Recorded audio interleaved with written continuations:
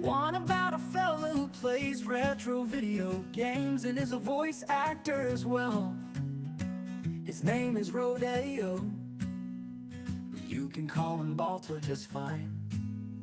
He's gonna play some retro games and hopes you join him this time. He plays role-playing games often on the PS2, but other games, well, that's fine too. So come on in and settle in for a spell. Heck, bring some of your friends as well.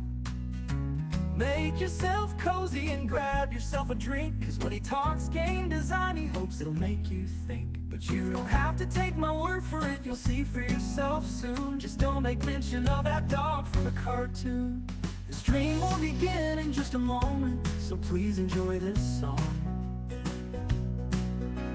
And now that you know the lyrics, it's time to sing along. His name is Rodeo, but you can call him Balto just fine. He's gonna play some retro games and hopes you join him this time. He plays role-playing games often on the PS2, but other games, well, that's fine too. So come on in and settle in for a spell. Heck, bring some of your friends as well.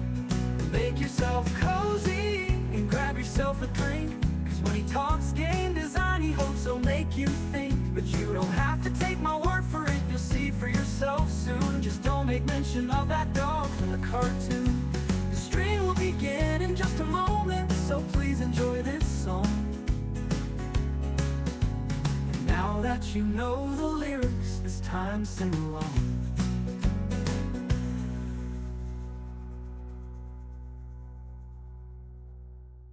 His name is Rodeo, but you can call him Balto just fine.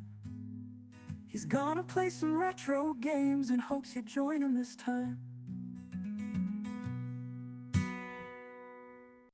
Settle on in for a spell, 'cause I got a story to tell. One about a fella who plays retro video games and is a voice actor as well. His name is Rodeo. You can call him Balto just fine. He's gonna play some retro games and hopes you join him this time. He plays role-playing games often on the PS2, but other games, well, that's fine too. So come on in and settle in for a spell. Heck, bring some of your friends as well. Make yourself cozy and grab yourself a drink, 'cause when he talks game design, he hopes it'll make you think. But you don't have to take my word for it, you'll see for yourself soon. Just don't make mention of that dog from the cartoon. The stream will begin in just a moment, so please enjoy this song. And now that you know the lyrics, it's time to sing along. His name is Rodeo, but you can call him Balto just fine. He's gonna play some retro games and hopes you join him this time. He plays role-playing games often on the PS2, but other games, well, that's fine too. So come on in and settle in for a spell. Heck, bring some of your friends as well. Make yourself cozy and grab yourself a drink, 'cause when he talks game design, he hopes he'll make you think. But you don't have to take my word for it, you'll see for yourself soon. Just don't make mention of that dog from the cartoon. The stream will begin in just a moment, so please enjoy this song. And now that you know the lyrics, it's time to sing along.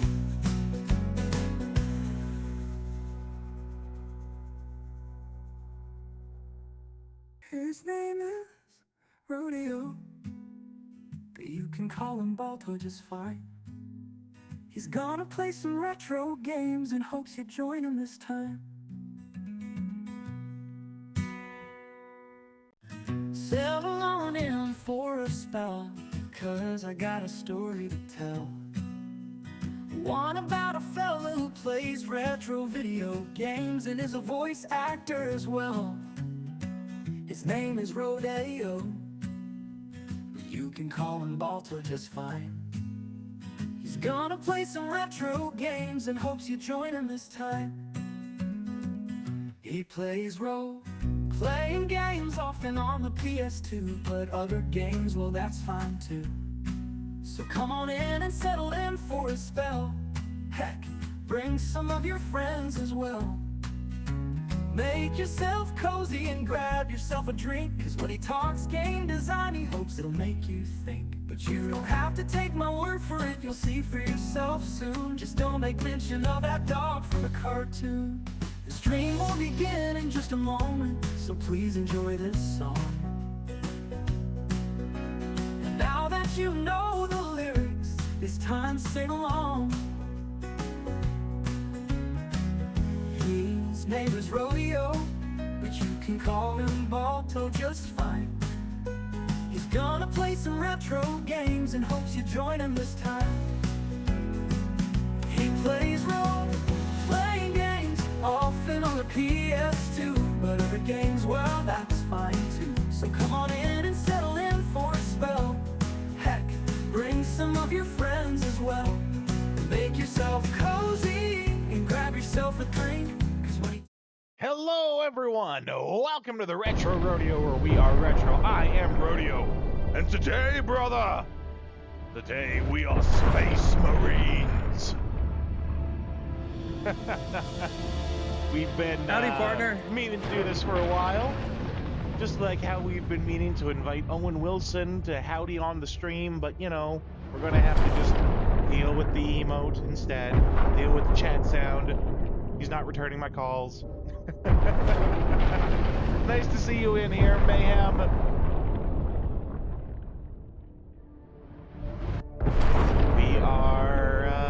We're gonna play some Space Marine, and this is a new quote-unquote low for the channel. I kind of keep track of like how many people follow the games that we play here. Because, you know, they show that when you go to put in what the game is, they go to show how many people follow. This is the new lowest number of followers that we've had for a game, at 60. Not 60,000, not 600, 60. And of those 60, 29 of them are watching someone else right now. So... you know, if there ever was to be a game that could be, you know, a suicide for advertising the channel, well, this might just be it. I don't know exactly how the metric works, but I thought it was funny. Oh, you missed yesterday. It was your birthday. Well, happy birthday, Mayhem. I'm not gonna ask how old you are. That's, you know, that's something that only has to be known between you and God. But I hope you had a lot of fun. Maybe my gift to you can be some enjoyable Space Marine gameplay.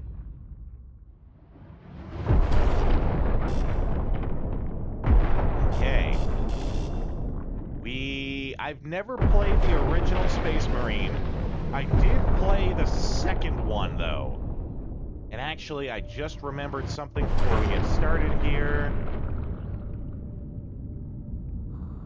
We were streaming earlier today. Today was to be the first day that we do the bonus round streams. And so earlier we were doing some Marvel Rivals and some Borderlands 2 with Metroids and Galisara. For doing that, though, I had to turn off a couple of the redeems because they wouldn't really work while playing a live game, you know. So I just have to turn those back on. Should already be done.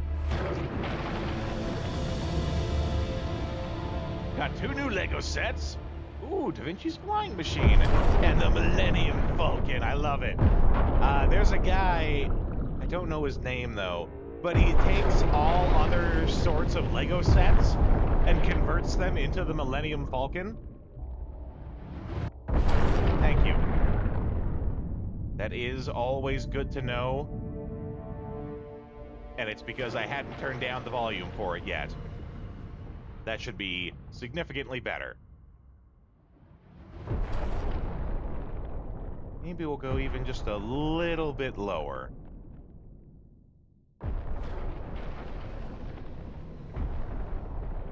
Excellent. There's a guy who buys Lego sets, but he always takes every Lego set and somehow turns it into the Millennium Falcon. Like, there's one of him, and he takes Simba. There's a Lego set of Simba from The Lion King, and he arranges them so they look like the Millennium Falcon. It's pretty funny, actually. But never did play the original Space Marine. I really enjoyed the second one, though.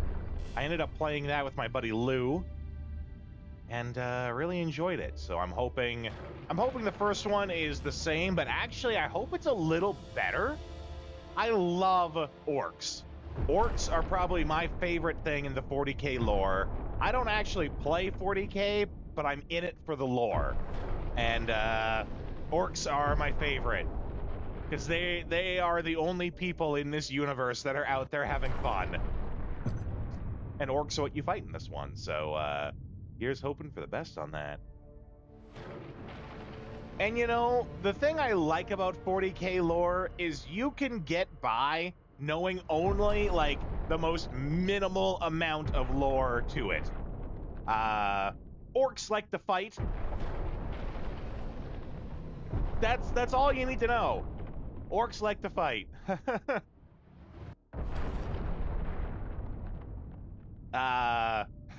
Humans are doing the human thing where they think they're superior. Everyone thinks they're superior to everyone. Orcs are the people in this universe that are like, fighting's fun. I don't know why everyone else talks about all this not fighting stuff. Fighting's the greatest thing ever. They just love to fight. Marine shooty, that's all you need to know. Marine shooty, they're extremely racist to anyone that's not a human. Orcs love to fight. They are the only people out here who are having fun because they love fighting. Anything else than that, it's fun, it's good to know. You don't have to, you can still enjoy it. Orcs are also very silly in what they do. Orcs have a universal consciousness among them that somehow affects all of them. In that, if you can genuinely get an orc to believe something, it will come true. I don't know about the cat girls existing in the Imperium. I don't know about that one. I mean, maybe, I don't know. But, like, for example, with the orcs genuinely believe that anything that is colored red goes faster. So it does when orcs do it. Only when orcs do it, right? So that's why all their cars are red, because anything that's red goes faster. Anything that's purple is stealthy. You know, it's just these universal beliefs, and if you can genuinely get them to believe it, somehow the universe makes it work.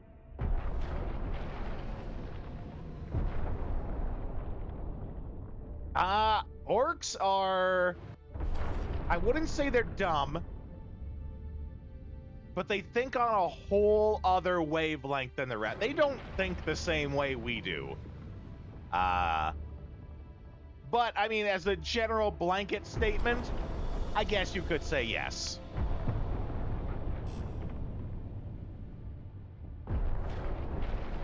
I would say orcs are less dumb and more just think differently in ways that we would think are dumb.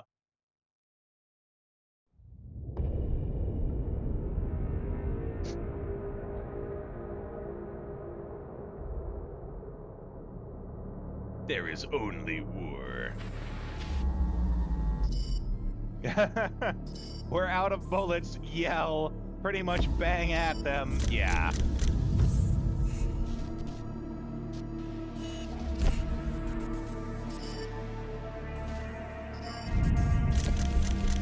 On the autism spectrum, maybe.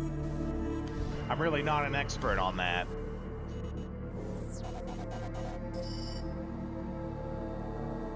Howdy. Vagrant, how you doing, pal?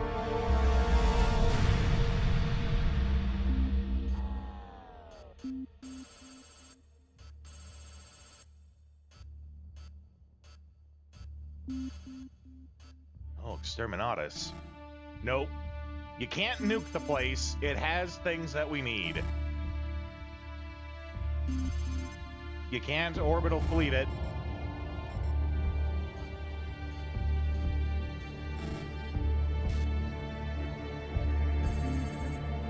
I'm good. I'm excited for us to do this. I really liked the first Space Marine, so I'm hoping I'll enjoy this.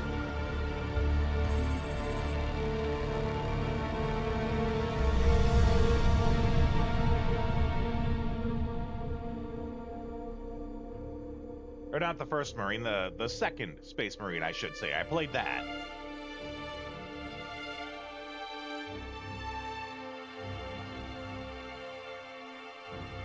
Yeah, I also didn't know Sega published this.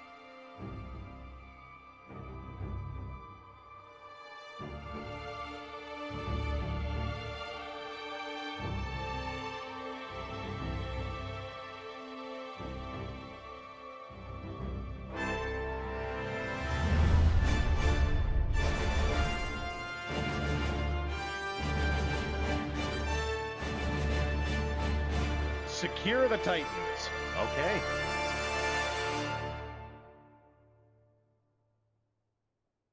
Huh. Sega, huh? Yeah. Okay, that's us. I know that much. Because we're the same guy in the second game. Captain Titus, the Orcs have massacred the Forge World's forces. And they have taken the planetary defense weapons. Clever of the damned Orcs. Keeps us off their backs while they loot the Titan war machine. Brace for evasive maneuvers. Pilot, report! Starboard engine is dead, Sergeant. We are losing altitude. Get the ship to safety. We'll find another way down. Aye, Captain. Thunderhawk Lancer Jove returning to launch bay.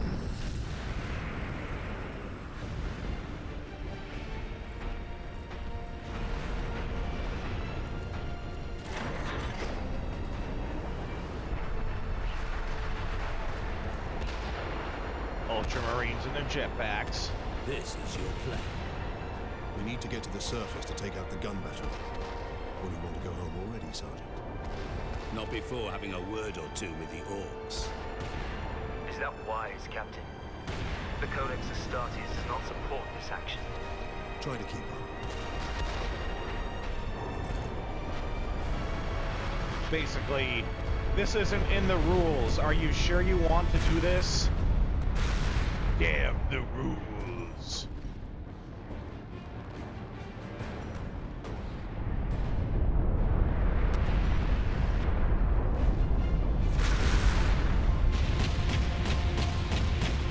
Oh, there be the war boys.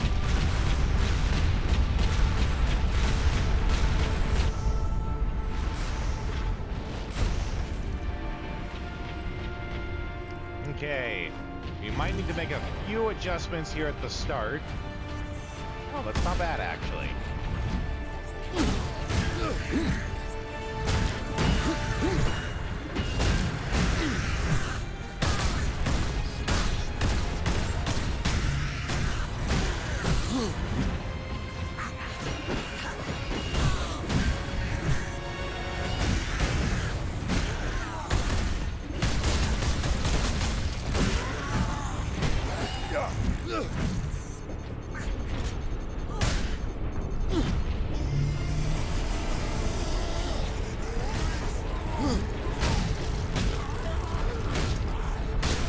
Ooh, there we go.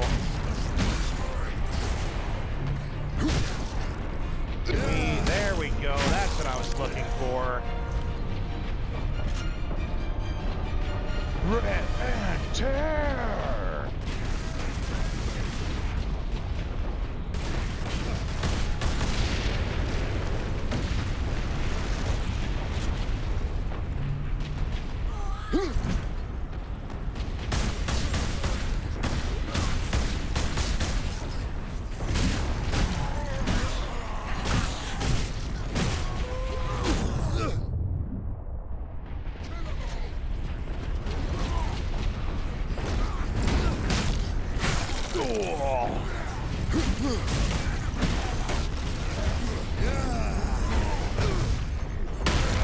Big stomp.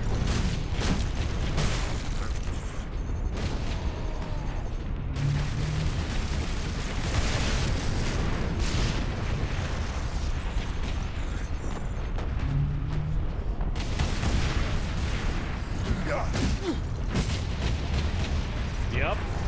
Them's the orcs, all right. Get off my ship, Space Marine!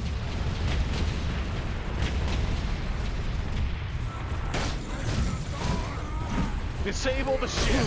The whole ship.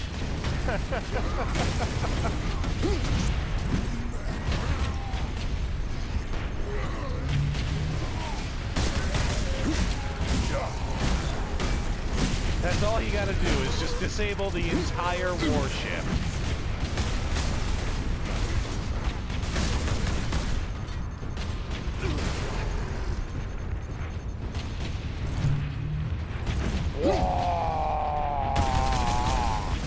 Okay, where am I going? What am I doing?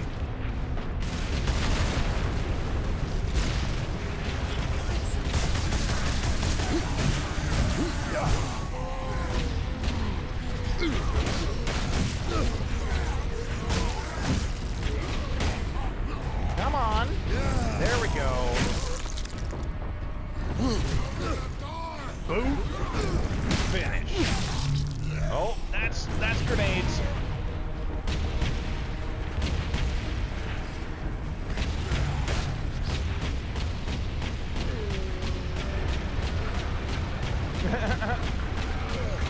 Of course, the orc inside the turret is not smart enough to know to stop firing.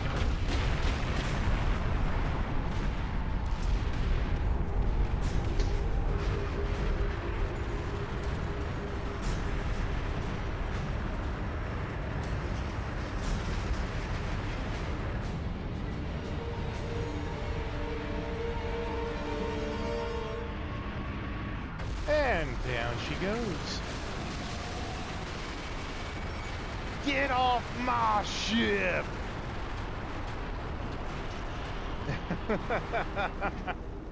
Can confirm.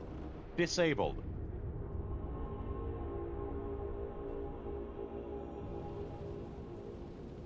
First mission, disable an entire orc space cruiser.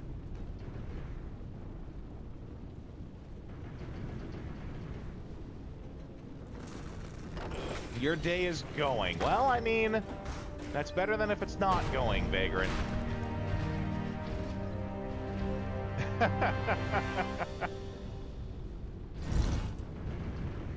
Oh, no, that's okay, Vagrant. Captain Titus, come in. Damned orcs shot me off course.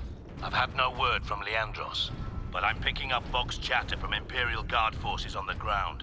I scarcely thought anyone would be left alive, much less still fighting. Heading towards the front lines now. I will meet you there.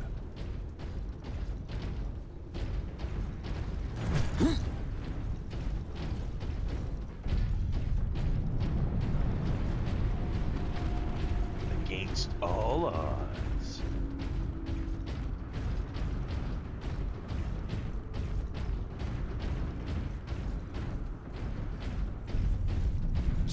Mayhem just had her birthday yesterday, is what she was telling us.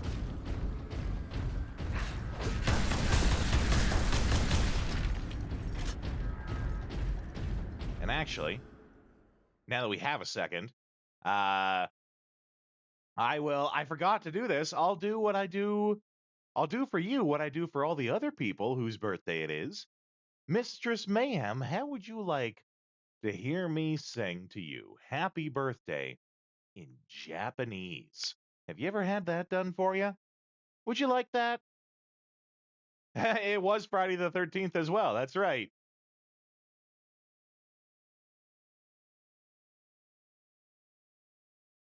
Not everyone has had happy birthday sung to them in Japanese. I know Japanese people who have never heard happy birthday sung in Japanese. Well, here you go, Mayhem. Daitenjobi omodeto. Daitenjobi omodeto. Daitan Jobi Omodeto Mistress Mayhem. Daitan Jobi Omodeto. There you go. Happy birthday.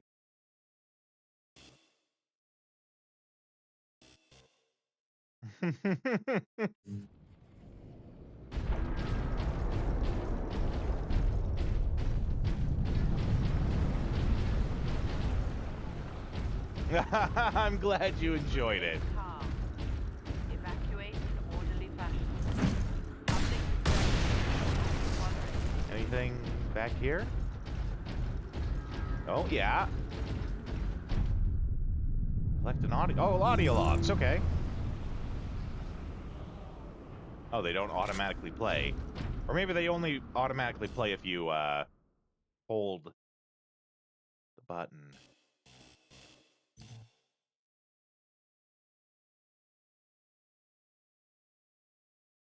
Hmm? Workers, assemble.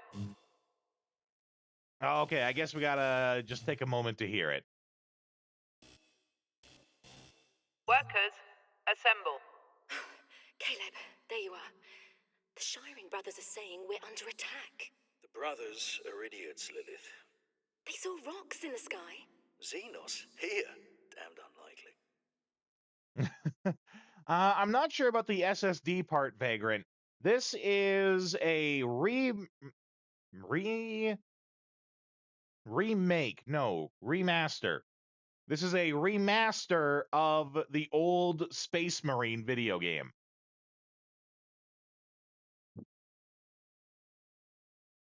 With new shiny graphics, things like that. Yeah, remaster of the first Space Marine game.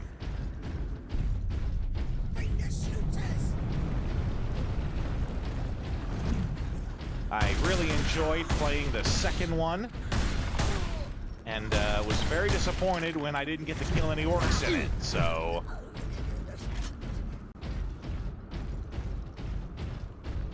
Yeah, Space Marine 2 is the new one.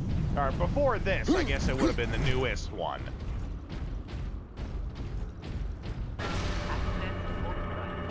Okay. Emperor be with you, Space Marine. Bolter we got.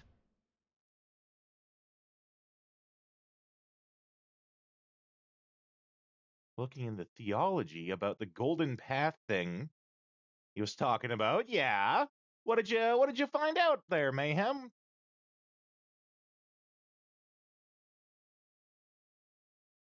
Firing self-propelled, explosive tip. Okay, so is...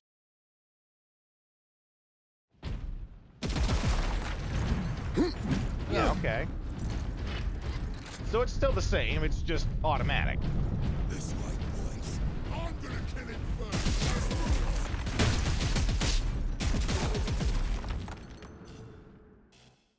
Let's try... I'm gonna change these controls around a little bit. Are they gonna let me change these controls around a little bit? Let's go back and see if I can do it from the main menu.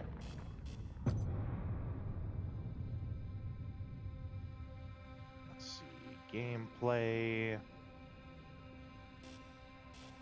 Keyboard and mouse, here we go. I want aim to be...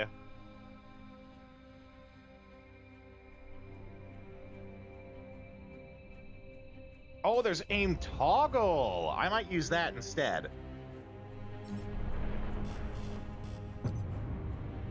Aim toggle is a much better choice.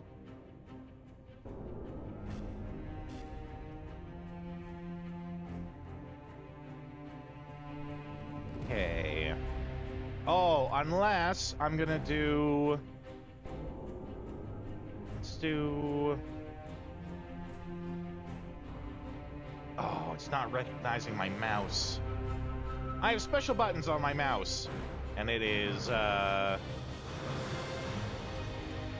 Oh, maybe I gotta clear the key first.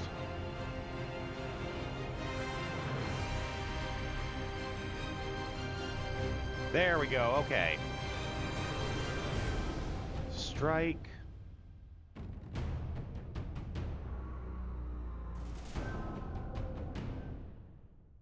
Stun.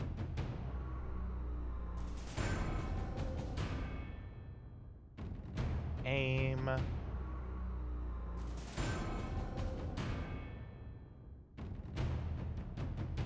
So then what's E? 'Cause E is how I use execute. We'll set that to that.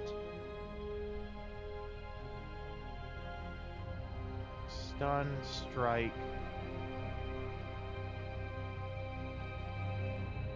Aim. Yeah, okay.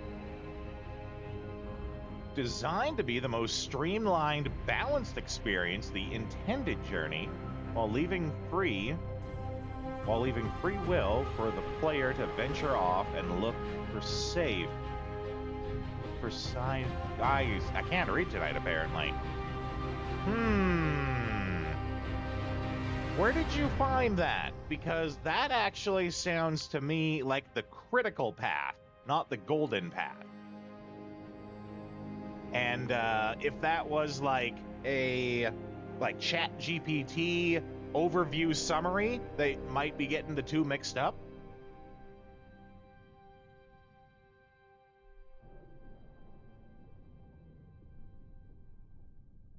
Designed to be the most streamlined, balanced experience, the intended journey, while leaving free will for the player to venture off and look for side quests. That sounds more like the critical path. The critical path is, this is the path that you take to actually complete the game.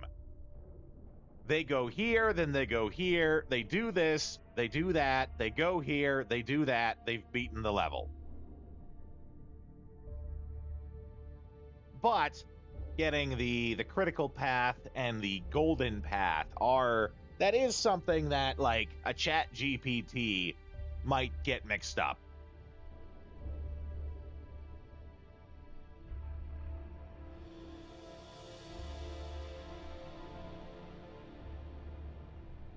Grenade. Fury.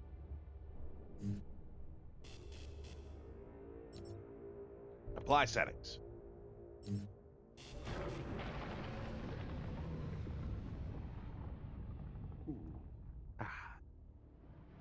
Scratch the back of my neck. Okay, let's try this now. Oh, yeah. Go ahead. Captain Titus, come in. Damned orcs shot me off course. I've had no word from Leandros, but I'm picking up Vox chatter from Imperial Guard forces on the ground. I scarcely thought anyone would be left alive, much less still fighting. Heading towards the front lines now. I will meet you there. That's what's left of the ship.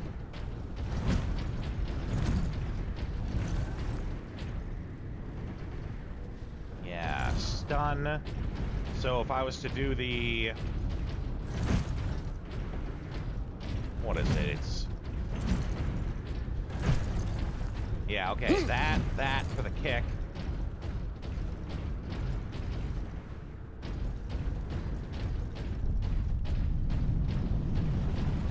And then that's aim. Grenade, but we don't have any yet.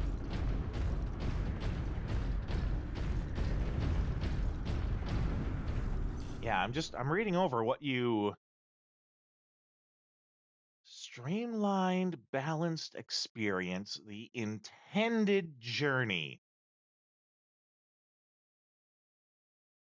While leaving free will for the player to venture off and look for side quests.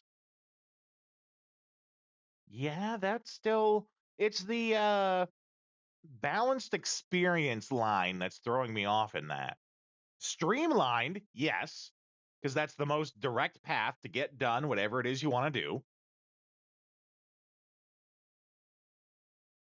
Balanced experience, though. That one throws me off on there. I guess, balanced, because if it's designed right, you should be able to beat the game following only the critical path, right? Whereas, if you go like in an RPG, for example, if you do side quests, which would take you off from the critical path, you might be too powerful. Would the Golden Path be considered the most enjoyable way to play? Not necessarily. It depends on what they want. Enjoyable, what is fun? That's different for everyone, right? The Golden Path would be the most enjoyable for completionists, for people who want to see and experience everything your game has to offer. That would be people following the Golden Path. Like, I want to do all the side quests. I want to collect all the things. I want to see all your secret whatnots.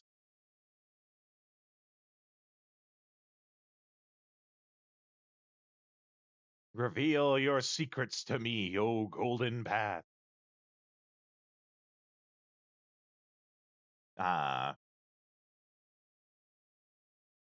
But like the Golden Path in an RPG, for example, since that's what I was just talking about. One sec here.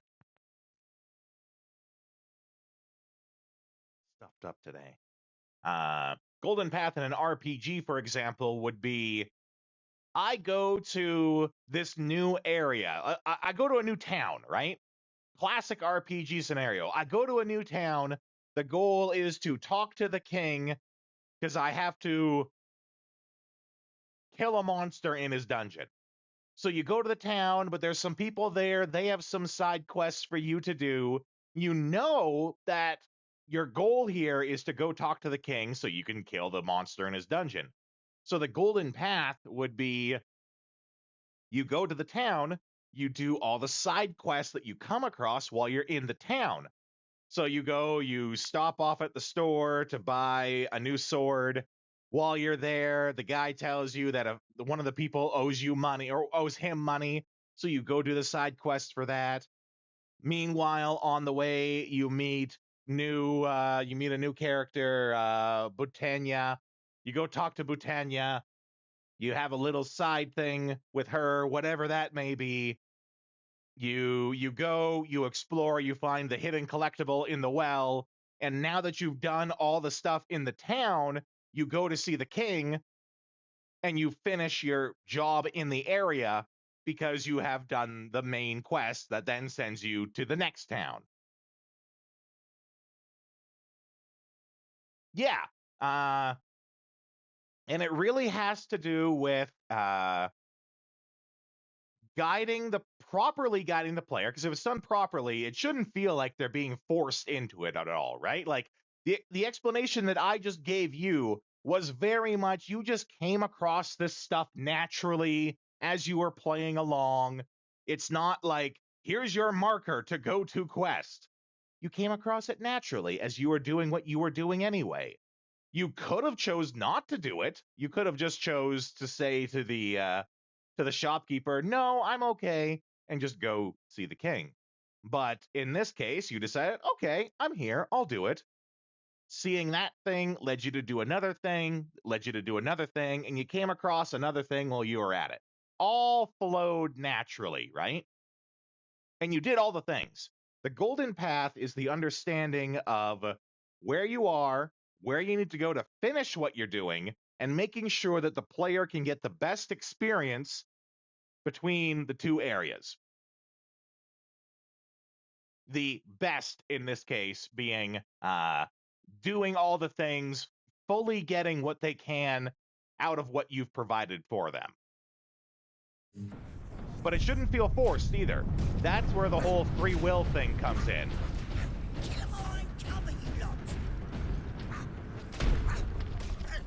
They should very much, if it's done well, feel like it was their choice to do it.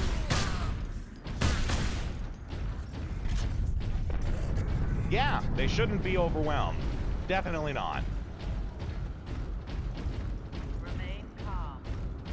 Evacuate in orderly fashion. Public disturbance Using my stream for how long the drive-thru's taking? Well, thank you. I know you have a choice of streamers to listen to while you're in the drive-thru, and thank you for choosing me.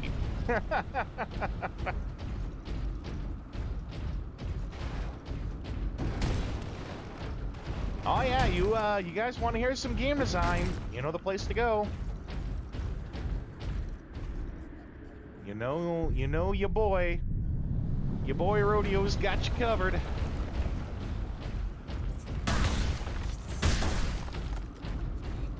Access authorized.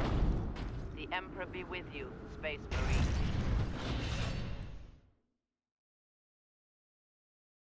How it pertains to games such as this. Okay. No, I can tell you that for sure. So, the golden path in this case is, let's see, what is my current mission? I have to rendezvous with squad, reach squad mates. Okay, so in this case, let's say the squad mates, because I don't know, I haven't actually played this game before, right? Let's say the squad mates are in one of the Titan factories, right? Because I think the whole point of what's going on here is this whole planet is dedicated to making Titans, which are like war machines for humans. And that's why they can't just blow it up, right? Because the loss of the Titan building planet would be too much. Let's say that they're at one of the factories. So the golden path here was I started at the ship. The ship went down. That created our starting point. We know, let's assume we know that the factory is over here, right? That the factory where we're supposed to meet them is over here. In a shooting game, the golden path would be I walked around, I killed a couple of guys, like there was a couple of little snotlings for me to kill. I could have gone right to continue on to where this gun is, but there was a thing to the left. The thing to the left that was just barely off led to the audio log. So the golden path there would be go. I saw that there was something off to the side. I went and I collected the audio log. I went back to the main path. Main path brought me to the bolter gun.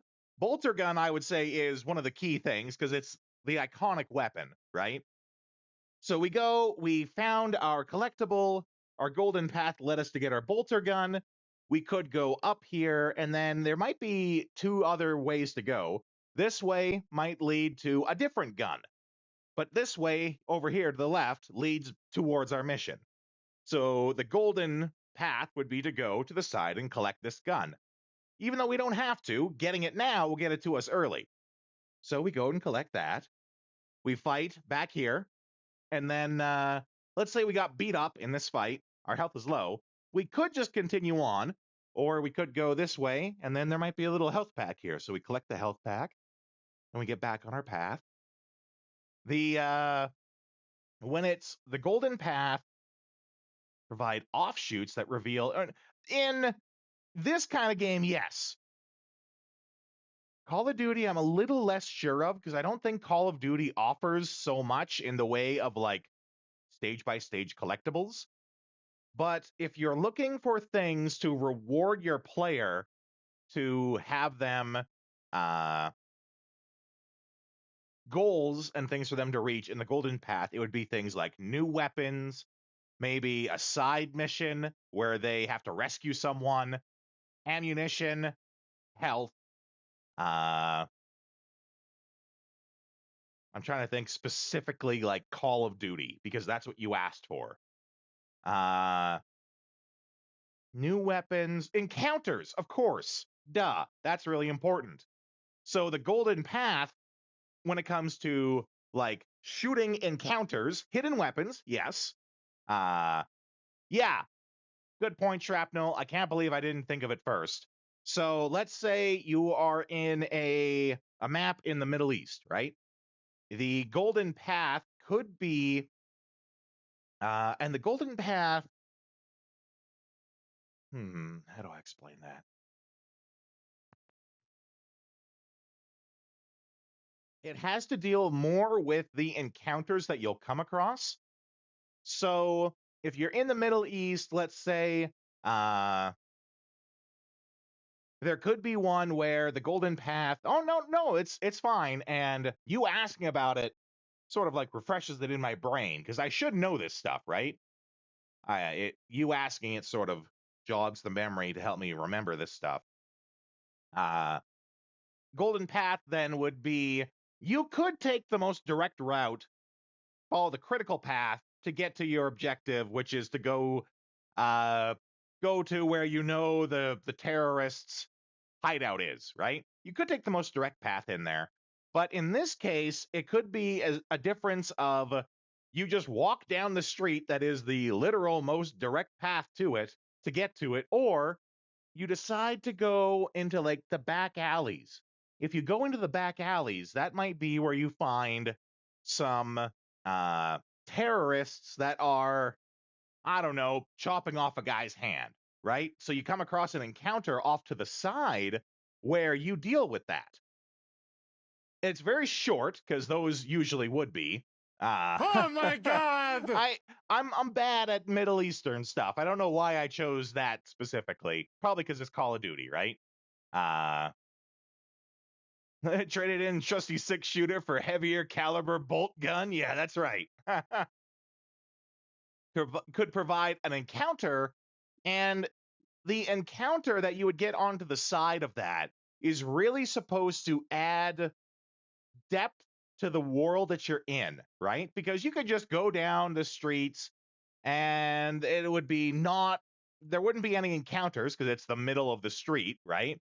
You would see some market stuff and it would be basically your non-encounter path to take, but it does get you right there. Or you could explore in the back alleys. Going through the back alley, you might get someone who tries to sell you some watches, or they're offering, there's a woman, let's say, plying her trade. And those all are supposed to be things that add to the depth of the world, but they were kind of off to the side, right? So in shooting games, the Golden Path deals more with, if you're talking about physical items, collecting new weapons, things like that. But it should focus on giving depth and enriching the world, the area, the place that you're in. I hope that helps. And yes, Devour, I really liked Space Marine 2. Never did play the original. And so I'm excited for this today.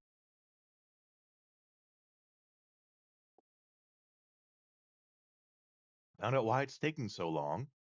Looks like someone ran over the intercom. Oh my God. Well, maybe someone got 9 nuggets when they ordered 10.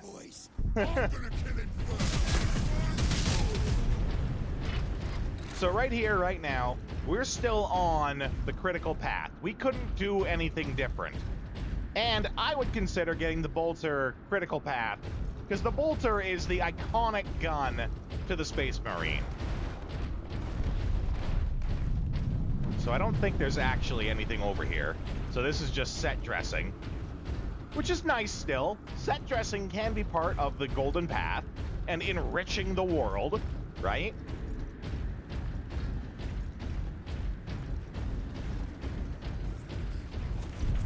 Yeah, key item, definitely.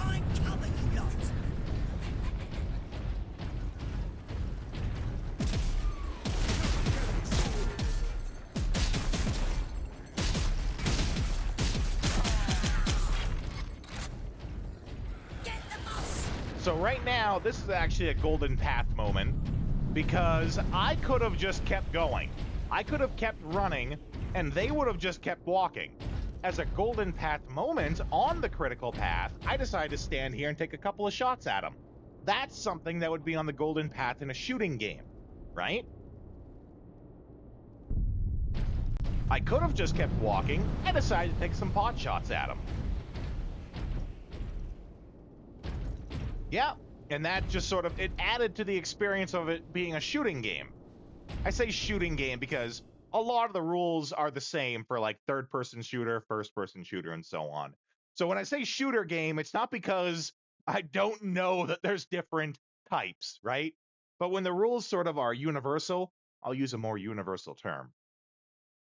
Talking about finding guns reminds you of early Gatling gun in Doom, or when you find out in Halo 3, I think it was, about the trick where if you're moving diagonally, you actually run super fast. Made the world feel alive. If I would have gone here and I would have shot at them and nothing would have happened, that would have been at a fault of the game. Because I was doing something realistic that would help enrich the experience, and it denied that to me.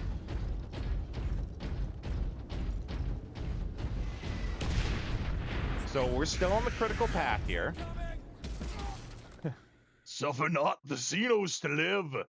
You are really role-playing the Space Marine life, brother.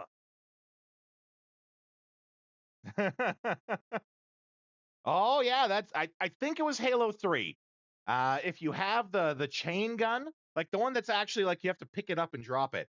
If you move at a certain angle diagonally, you'll actually move at like full-blown running speeds. It's hilarious. Captain! Destroy them! Here they come.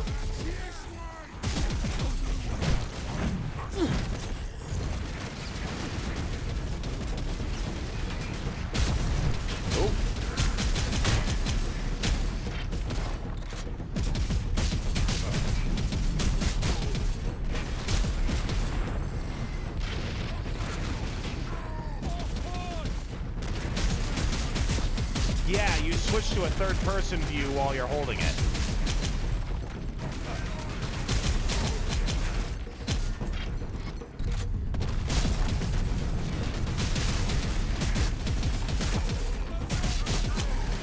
Oh, that's a grenade.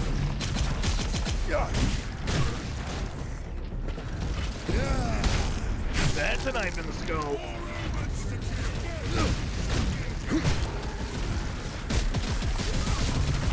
He tried to punch me. Didn't work out for him. Oh! Oh! Rip and tear! I am getting shot from above.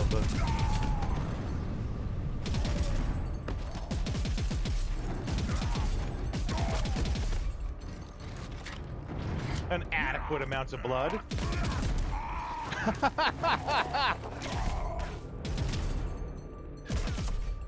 He's still shooting. Are you wounded? Get all the Umis. Using jump packs to leap blindly into enemy fire, and for good reason. Your days as a novice are behind you. Why do you still interpret the Codex so narrowly? I look to its rules for guidance. We all do. But there are also benefits to thinking for yourself, Leandros. Dangerous thinking. Codex doesn't like it when you think for yourself. Codex likes it when you listen to the Codex. Enemy sighted!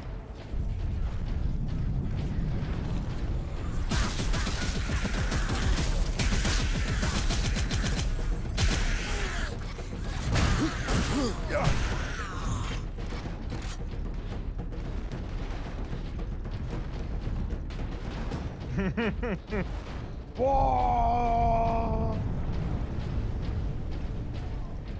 Orc reminded you of Forrest Gump.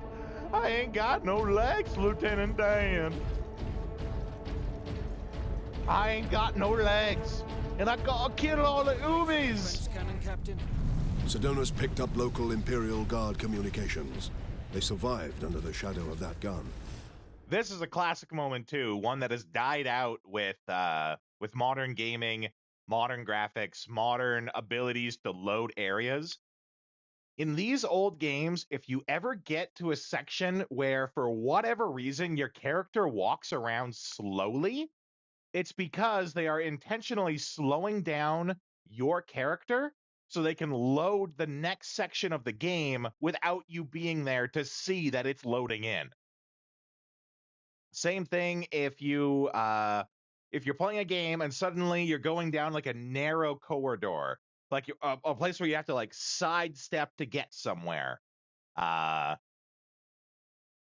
have you in the narrow corridor because there's not a lot there that they have to load in themselves, and that narrows your view, so they have time to load the next area. But that happens a lot less these days because, freaking solid state technology. I want to know We don't need to wait. We don't need to slow down the player. Personal message cache. Guardsman Thomas Alexander. Must be right back home. No snow here, that's for certain. Been diverted to a Forge World Orc attack. The defenders will the other Imperial Guard in the sector. Keep firing! Keep firing! Oh, almost shot that Marine.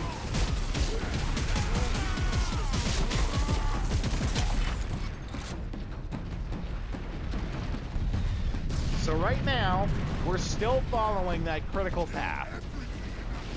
There's been very little to divert us onto a more of a golden path. We're still on the critical path here.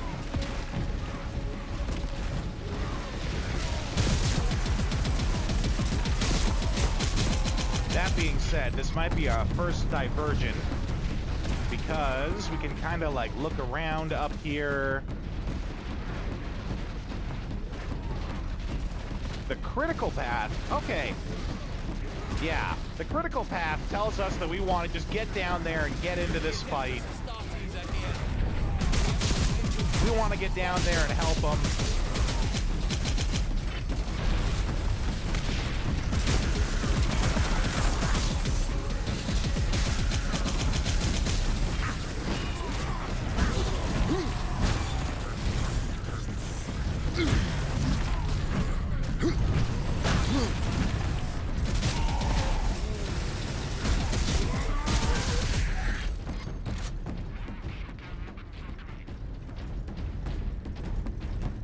Golden path equals players' freedom to explore.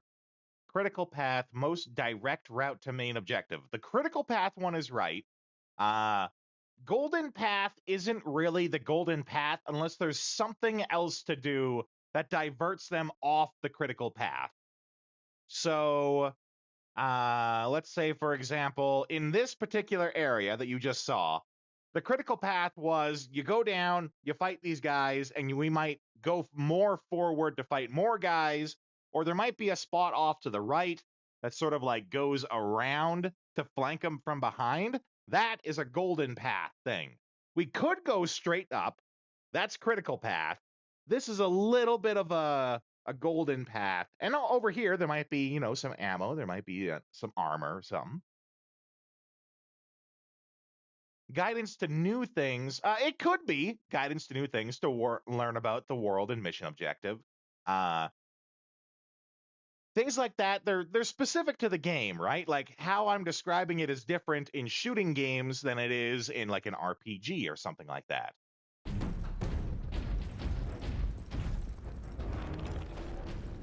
My lord, you have saved us. Rise, guardsmen. You saved yourselves.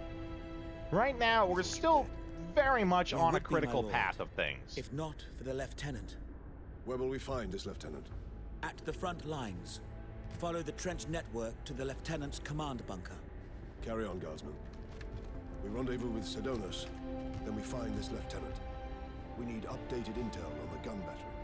That being said, too, there is something to be said in these games about action beats. Basically,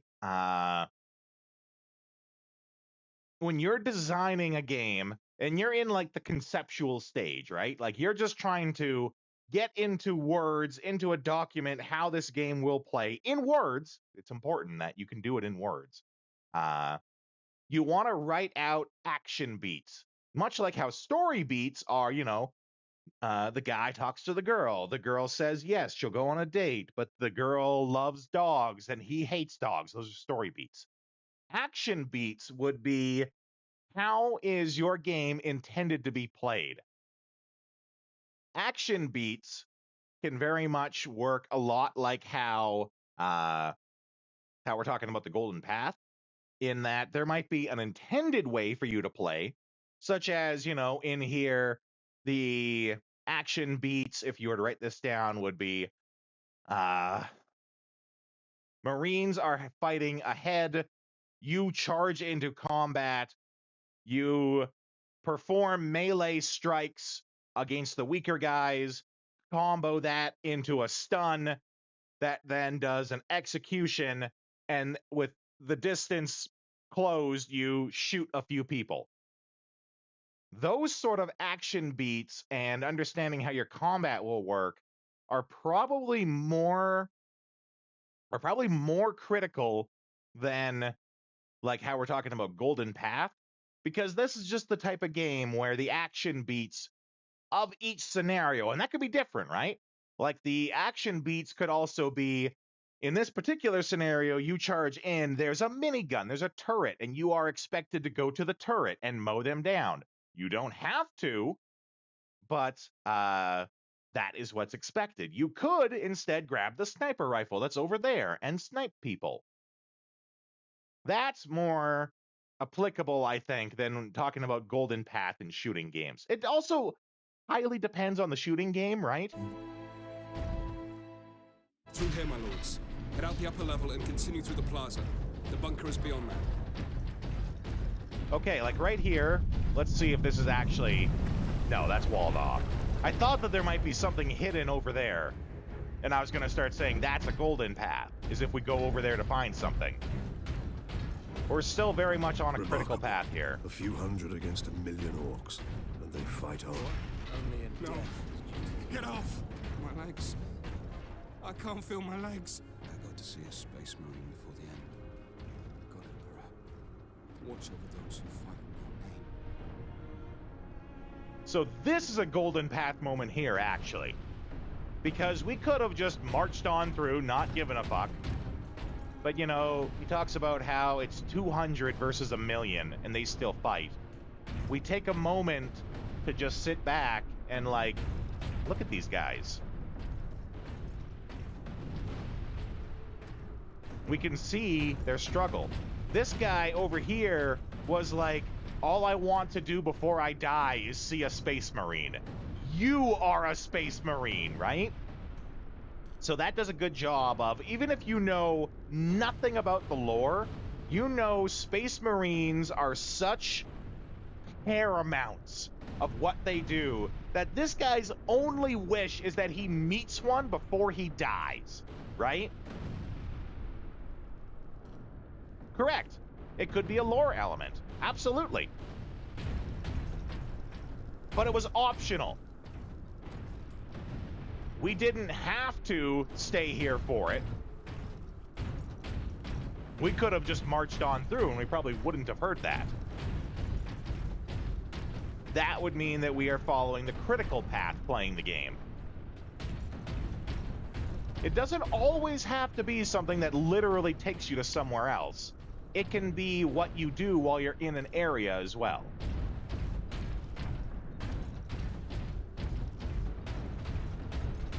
In the case of like Call of Duty, for example, I gave the example of like a marketplace kind of deal.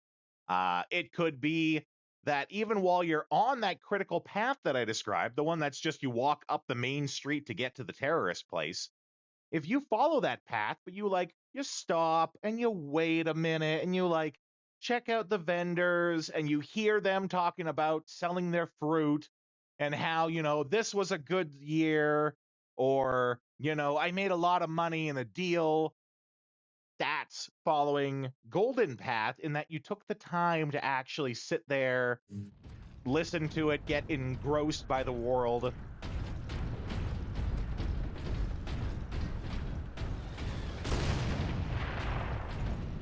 Captain, I'm in position at a broken monument near the guard lines.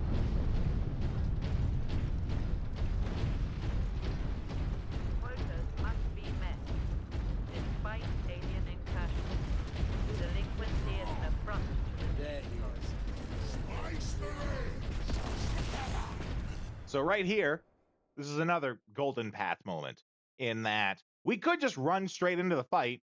It's going to be a bad idea to do it, but we get the option. I kind of want to just like, what's going on here? What is this statue that got broken down?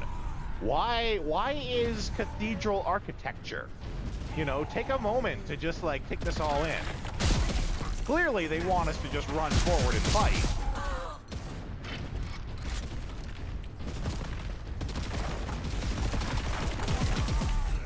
It's right, Devour. It's less the concept of exploring the world. It's more, how do you consume the world around you? And from a design point of view, like as a player, it's how do you consume the world around you? As a game designer who is actually creating these experiences, you have to understand giving those options to your player.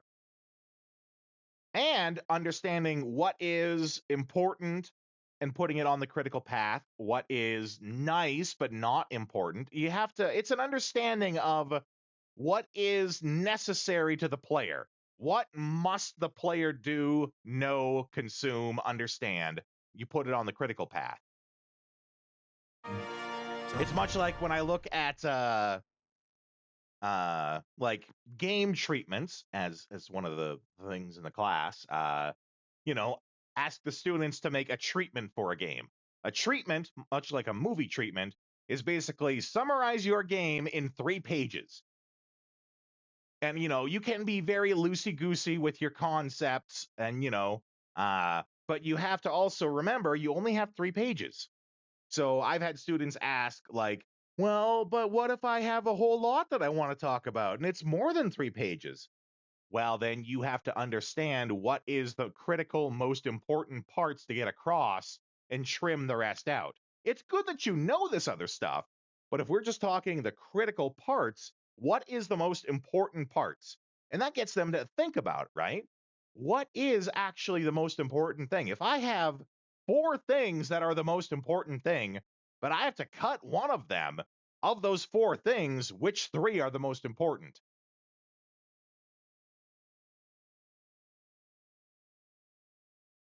Could be something as simple as placing a market vendor who interacts with your character without pressing a button. If it's without pressing a button, then that's part of the critical path.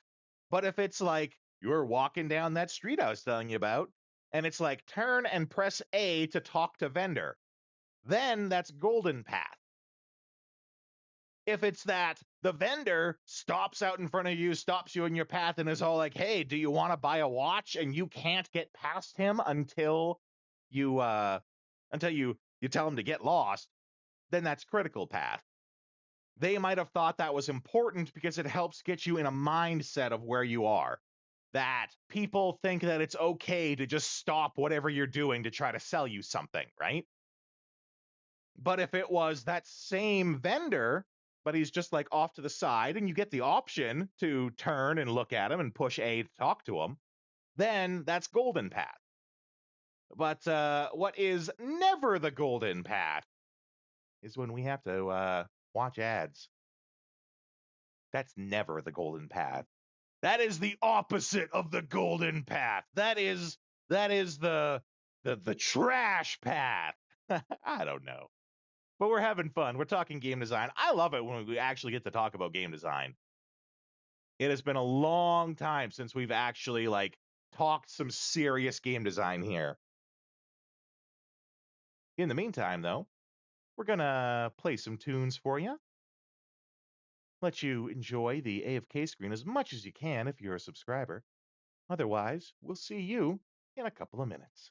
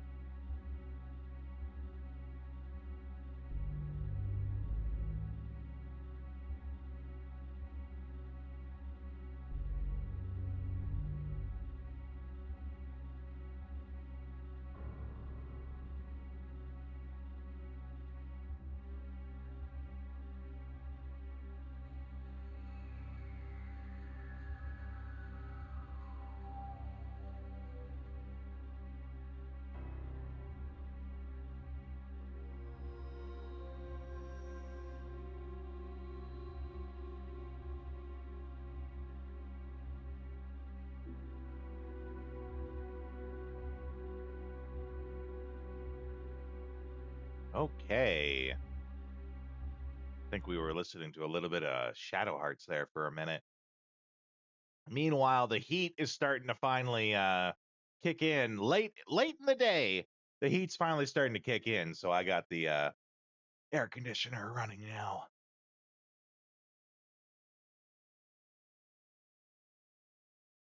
Okay. I see you found something to keep you busy. Worry not, Captain.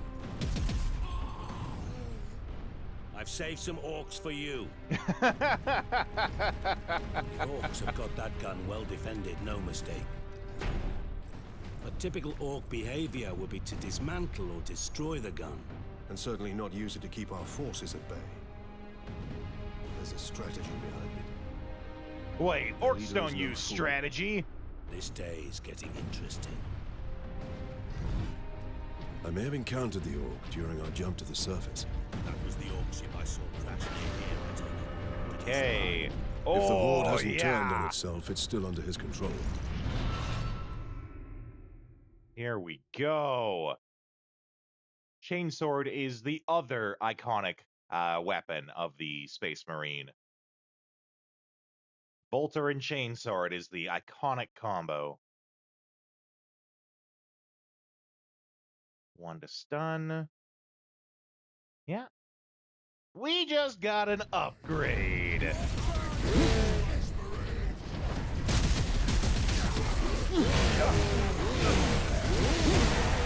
Oh, yeah. That's the stuff.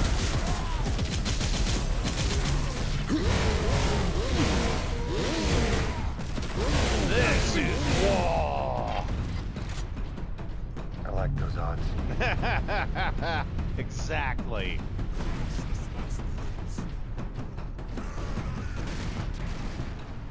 So this here could have been a golden path moment, right? Where we clearly were supposed to go right. I went left to see if there was anything back here. If they would have put a health pack, one of the like collectible audio logs or something in this little corner, it doesn't have to be much, right? That would be part of our golden path, was that we went off from where we were supposed to. There was some kind of reward, be it, you know, mechanical, lore, whatever. There was something that they gave us for going off that path that enriched our experience in some way. Now, there isn't anything here, but that could have been a moment there.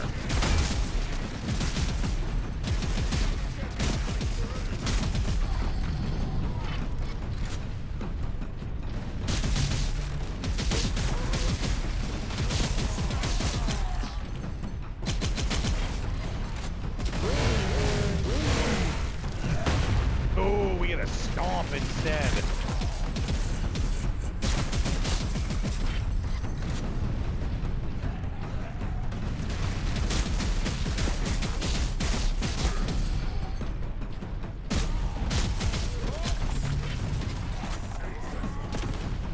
In the most minor of ways, as I was saying before, in the most minor of ways, golden path here was this moment we just had where I was shooting those orcs up on the ledge. Didn't have to. I did. I enjoyed it. Just in the tiniest of ways, that's a golden path moment. A scrawled sign of information, a readable lore book. Yeah, something to reward you for veering from the critical path. Exactly, Devour.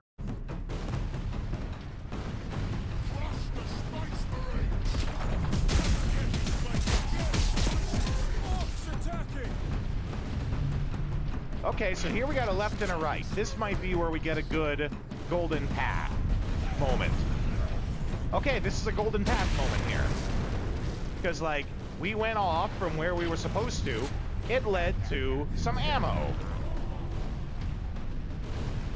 It also, we have a moment of what's called diegetic storytelling.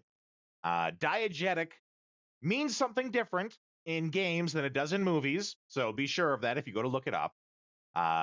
Diegetic basically is the big fancy, you know, you have a degree term for when something is happening naturally in the world. So right here, our diegetic storytelling is that we had to blow up a barrier to get here. On the other side of the barrier is a bunch of ammo and dead Marines. The diegetic story that's getting told in this environment, it could also be called environmental storytelling. The story here getting told is that these Marines had their last stand right here. They're all dead, they did not succeed, but with all the ammo and all the dead bodies and they were behind this barrier, the story they're telling us in this moment is that this is where they made their last stand. A little bit of diegetic storytelling there.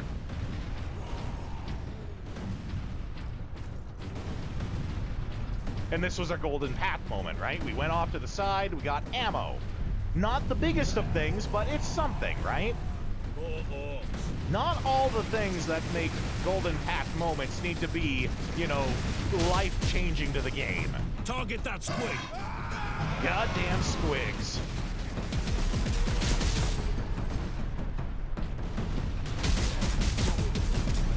So this here, taking the right-hand path, this was the critical path.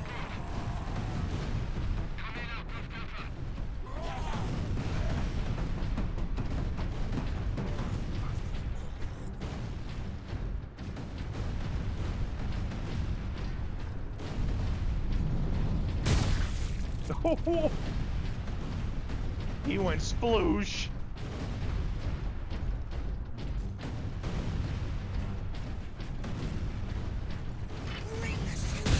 Oh, he went sploosh and took other people with him. Look out, dropship!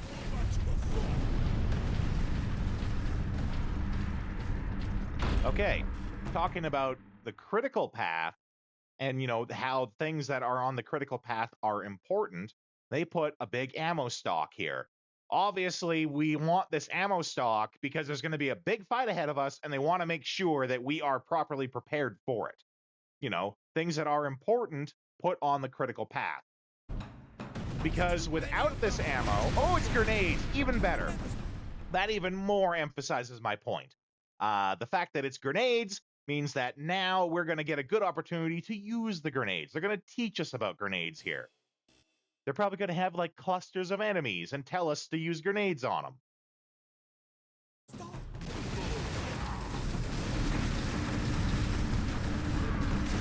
Yeah, see, lots of explosions. And they're all clustered up around them. That being said, I personally like how the grenade is not like the big flashy, you know, overhead baseball one. I like that the grenade is like the quick, efficient, like side toss, like you're throwing a skipping stone, right? There's something to be said about that. In when you talk about how animation can help define your character. In other games, you know, the character would make a big flashy show, like over the head throw, because they want to be flashy. They want to be, you know, oh, I'm so cool. But in this case, the Space Marine just did the most efficient way of throwing the grenade off, right? Goes to show that they favor efficiency over looking cool. And we got AGB rolling in with the Rated 2. How you doing tonight, buddy? Hope you're doing good. Critical path can also be called the teacher's path, which teaches you how to play and do the mechanics. I've never heard of that term, but it does make sense to me. If someone called it the teacher's path, I wouldn't argue it. We're playing Space Marine tonight, buddy. Doing good. We're talking a bunch of game design about it too while we're at it. So that's double fun for me.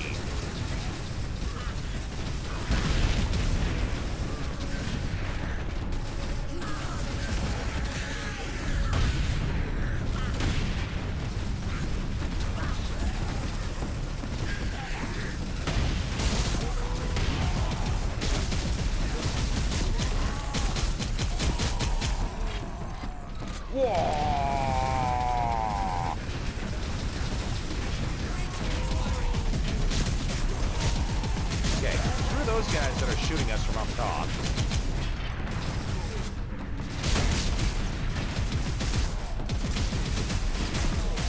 Dropship incoming!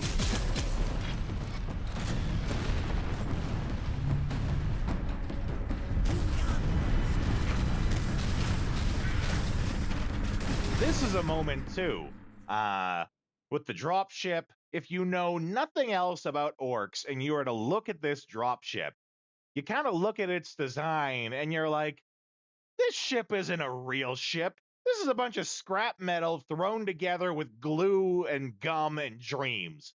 How is this an actual ship? That is kind of how orcs do. Orcs, when it comes to engineering, they don't care about it looking fancy. In fact, orcs iconically have guns and weapons that shouldn't function. By all sense of logic and science and engineering, this gun should not shoot. But when an orc goes to make it shoot, it just somehow works, right? So if you knew nothing else about orcs, the fact that they have this moment of the dropship coming in and letting you get a good look at it, it helps you to get a better understanding of how the orcs are. Like if you look at it, right? Like that's a junker ship.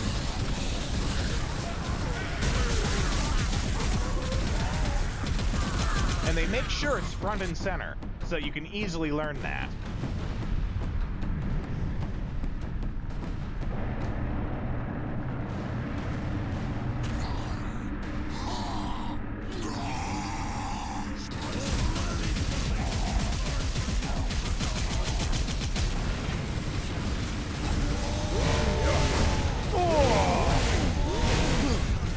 Oh, he didn't like that.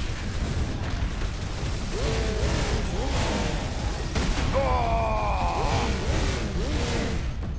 Damn. Space Marines, thank you. We thought we were done for. Where is your commander, Guardsman? Inside, but the door is sealed. I believe they will let us through.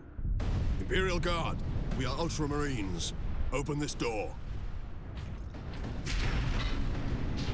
Space Marines.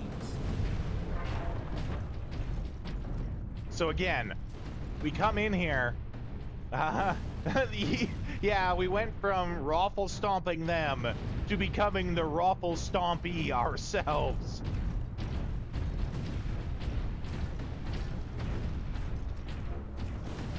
Kind of wondering if there's anything else in this back area.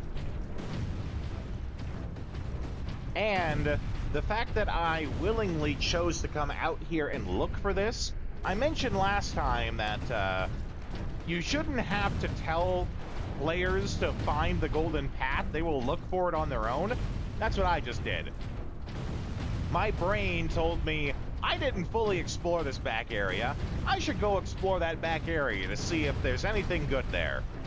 That's just natural instinct, right?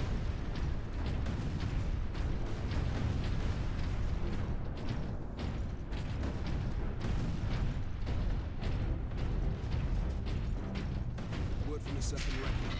Another horde of the Greenskins are headed here from the south. Damn Gretchen stuck a knife in Saul's throat 2 nights ago.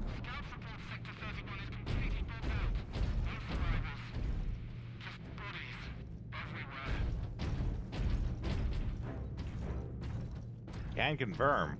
Just bodies everywhere.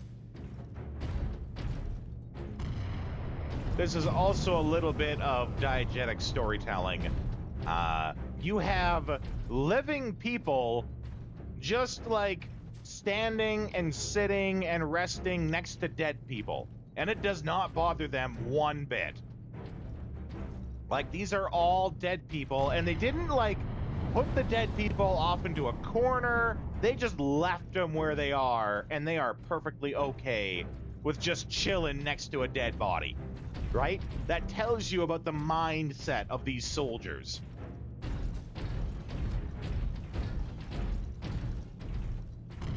The fact that they are perfectly fine with just chilling next to all their dead comrades.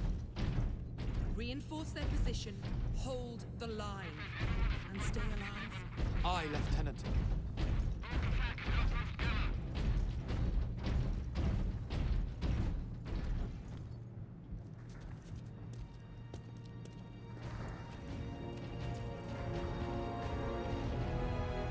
the Emperor. Oh, dang. I was hoping it wouldn't do that. Because I wanted to make... I rarely get to accurately use this chat sound. I love the kind of woman that can kick my ass. We need to play more games where I get to use that chat sound.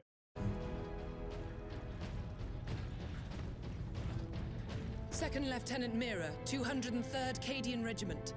Captain Titus of the Ultramarines. You are in command. I'm all that's left, my lord. Unless my commanders rise from the grave. So far, they seem content to stay put. Lieutenant, the scouts have returned. This is the way. How many? 2. This is the way. I sent out 10. That damn gun. We don't have the numbers to make an assault. And as you might have seen, it's shooting down all our support vessels. That is why we are here. Leave the gun to us. Come with me, then. I should warn you, my lords. We've got a slight orc problem down here. Just a wee bit of an orc problem.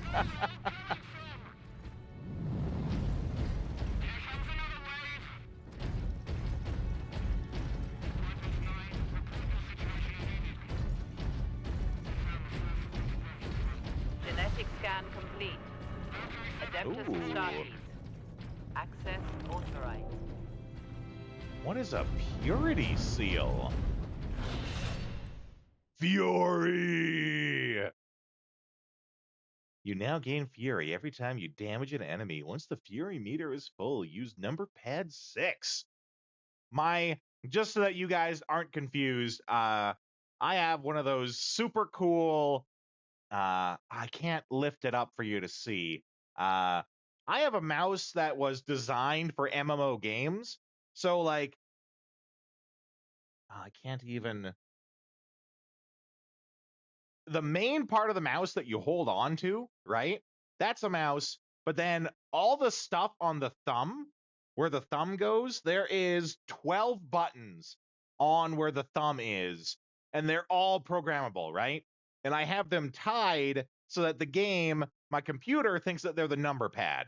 So when you see something say, like, number pad 6, I'm not actually pressing number pad 6. I'm pushing a button on my mouse that is rebound to be number pad 6. Okay, related question about the Golden Path. If a game allows the player to indulge in searching non-critical path territory, finding lore and items and etc., but it actually harms the player's progress in the critical path by doing so, would you still consider that as the Golden Path or something else? Okay, that is an interesting question. That's a good question. I say that goes to, you have to properly answer that, you have to also know what is the intention of the developers, because that's not normal. It's not normal for you to be punished for going on the Golden Path.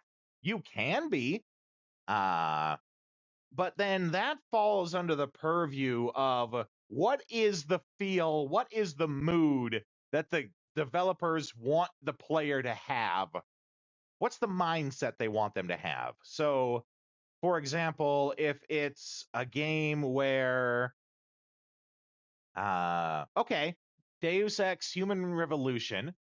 Oh, okay, yeah, that's a fun one. I'm glad you called out that specific example, Devour. That's a good one. I know exactly which one you're talking about. At the start of Human Revolution, you are given a mission where you have to rescue some hostages, and that one in particular, it's meant to subvert expectations. So it's not quite the same, because the developers are intentionally going out of their way to show you something different, to do things differently. So you get a mission, for those who don't know, in Human Revolution, where you've just gotten all of your powers. You basically are put into the world to freely explore it for the first time. But at the same time, you have a mission going on, and you have, like, your boss talking in your earpiece telling you, okay, Jensen, we have a mission. You have to rescue hostages. Get up to my office. We'll talk about it. The hostages are in danger, so hurry up. Usually when you hear someone tell you to hurry up in a game, you don't actually have to hurry. You're not actually timed. But in this particular case, as you explore the world, this is the first time they give you the chance to. So your instinct very much is to look around and explore everything. But, you know, as you do it, occasionally your boss chimes in on your earpiece, Jensen, hurry up, get up here. These hostages aren't going to save themselves. If you spend too long looking around, you do eventually get a message from your boss saying, okay, they've started killing the hostages. I don't know why you didn't get up here sooner. They've started killing the hostages, and then you can't actually get the perfect outcome to that mission regardless of how you do the actual mission. In that case, they're trying to subvert your expectations. So it doesn't really follow the same sort of thing because they are intentionally going out of their way to put urgency onto what's happening when you're not expecting it. To go back to the previous point that I was making, though, an urgency can kind of count in that too. Like, let's say your critical path is to go and save the people, but you're like, nah, instead, I'm going to go explore and gather up some resources because I want to be the best that I can for that fight to save them. So I'm going to golden path around and try and see if I can find other resources. If the mindset that the developers want you to have is that things are difficult, dreary, it's a bad situation, they might punish you for going off and not doing it. That might be a scenario in like a survival horror game where your goal, the developers very much want you to feel uneasy at all times. They very much want you to be like, I could die any moment. So, while they might give you the option to run off and get resources, they might punish you in turn by sending more enemies after you because they know you have those resources. They want you to feel like you're 3 out of 10. You just got stuff that made you feel 6 out of 10. They're going to try to knock you back down to 3 with more enemies. Or to give an exact example of it, this is a good one.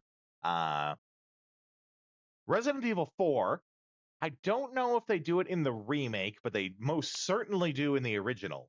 Resident Evil 4 actually has adaptive difficulty.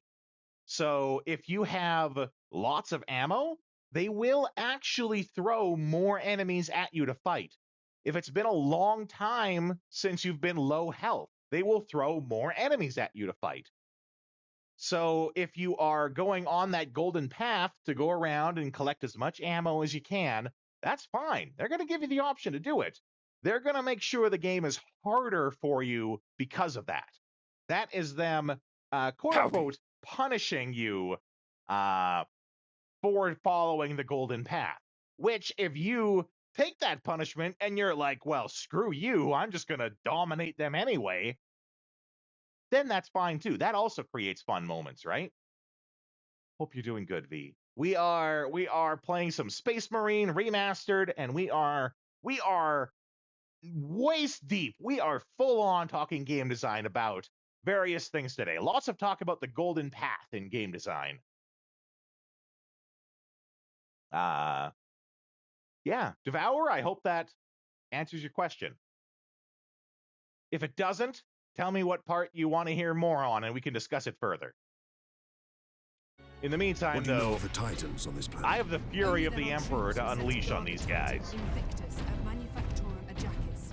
That was 2 weeks ago, and we've lost contact with them. Great. We need to reach I'm that glad Titan. that helped you out, Devour. Your fastest route is across the rail bridge behind the gun complex. It leads directly to the western gate of the Manufactorum.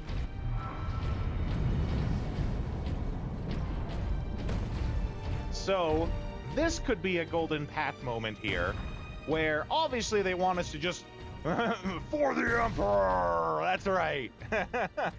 this could be a golden path moment, because obviously they want us to rush off and help. But we take a look over here. They've been talking about, like, the orcs have taken a gun, and they're using it to attack us. This, I think, is the first time that we get to actually see the gun that they're talking about. Right? So we take a moment to sort of, like, look at the destructive power of this gun. And just so that you can compare, this is really smart of them, actually. They have our own artillery, like, howitzers here. They have our own little guns. And then they let you see this guy fire off. Right? Like, it shows them firing a couple of times. And you're like, oh, yeah, that's got to be doing stuff. But then we see the big fuck-off cannon that they control firing off, just so you could see and compare the destructive power that's going on. That's really smart of them.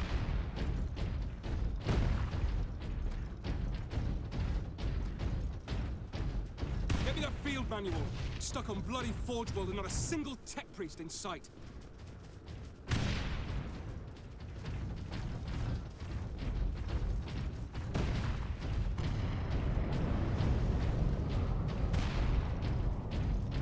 This could have been a golden path moment if they put even just like some ammo or a health pack or something there. If we advance too far forward, gathering items, games adapt to make sure we aren't too well equipped for the critical path. Maybe. That's not a universal thing. When I was talking about that, I was talking specifically about Resident Evil 4. It's not always a thing. That is a choice that the developers can make. And yeah, in the case of Resident Evil 4, it's to make sure that you always are on edge of, like, I could die any moment. Because the more guns, the more health, the more grenades, the more you have the ability to fight back, the less scared you are. They want you to be a little scared, right? That's not a universal thing. That is an attitude they wanted. Add suspense, add tension, add fear. It's supposed to be survival horror, right? It's not scary if you can walk in with a minigun and just mow things down. That was specific to Resident Evil 4, though. That is not always the case. Sometimes it's quite the opposite. And that's when you start talking about power fantasy in games. Power fantasy is an extremely important topic when it comes to game design. Because power fantasy is why so many people play games. I play video games because I want to be Kratos. Just absolutely raffle stomping everything around me. It feels good to be powerful. So, maybe a game chooses that when you follow the golden path, when you do all these things to make yourself powerful, maybe they choose to embrace that. They choose to embrace it and let you be powerful. They let you kick ass, because it's fun to kick ass. It's fun to drive a giant mole machine through the floor.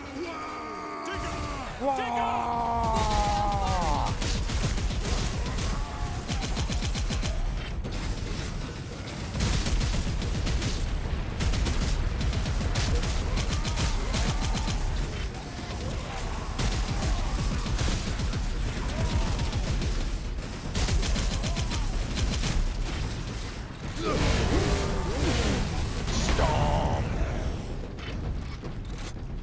That was a good stomp.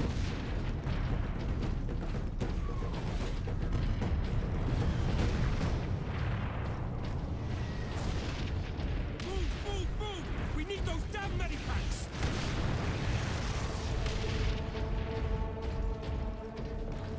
Grenade!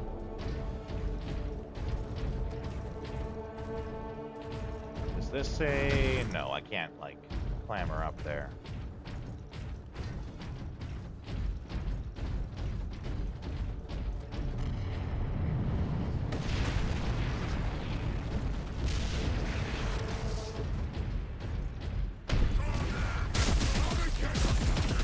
Oh, nope.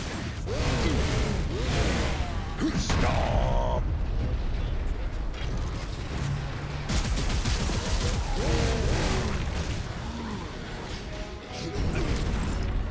Oh, yes! Oh yeah, I got Fury too. Let's use some of that. Destroy them!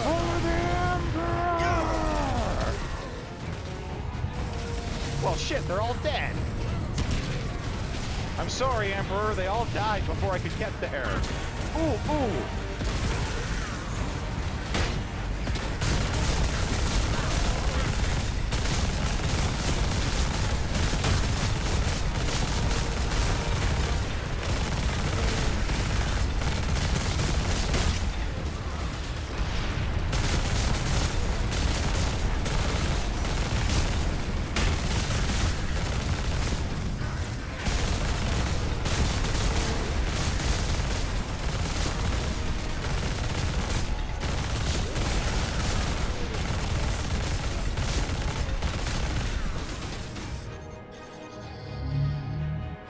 And while we're at it, beyond the ruins and the battlements beyond let's that. just take this with Gun us. battery. The Orcs took it almost as soon as we got here. We have to consider Golden Path, Critical Path, action, and story beats in conjunction with the fantasy we want to give the player. Less so the fantasy. Power fantasy is its own category of thing, right? And you very much have to understand the level of power fantasy that you want your player to have while playing their game. Also, power fantasy is a bit of a broad term. It doesn't have to mean your ability to crush skulls and blow up portals. Power fantasy can be something as simple as when you play The Sims, the enjoyment you get out of having the money to buy a big house. That's also power fantasy, right? Because it feels good to do something extravagant, to do something big, to do things that you couldn't do in real life. Golden Path and Critical Path should kind of be the same discussion, because it's basically level design is where it's usually used, right? It's good for game designers of all branches to know what the Golden Path is and what the Golden Path that they're doing for the game is. Same thing with the Critical Path. Action beats would be more encounter designers. That's what the encounter designers should be making. Like the action beats for what we just did there, the intention is action beat 1. Orcs are coming in off of orcs are appearing out of mining machines. Beat 2, kill orcs to get to minigun. Beat 3, use minigun to mow down hordes of orcs coming at you. Beat 4, grab minigun, move forward to next encounter. Our unit was the only one to make landfall before they gained control. Now none of our ships can get past the gun.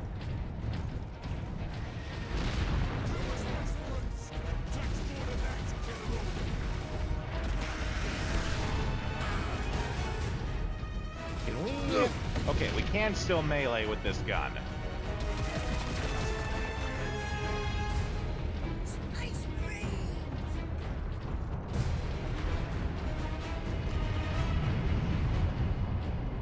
Can we run? No, we can't run. The bodies don't just despawn. Well, that would be very un-Warhammer. It would be very 40k Warhammer for you to have to wade through your own bodies that you've just killed. That's very Warhammer. Also, it totally feels like those snotlings are leading us into a trap.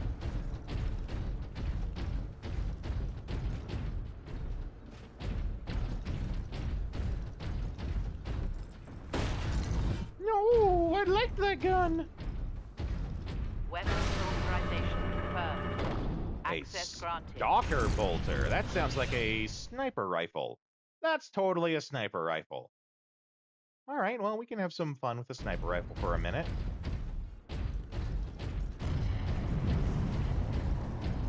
You want to talk about power fantasy?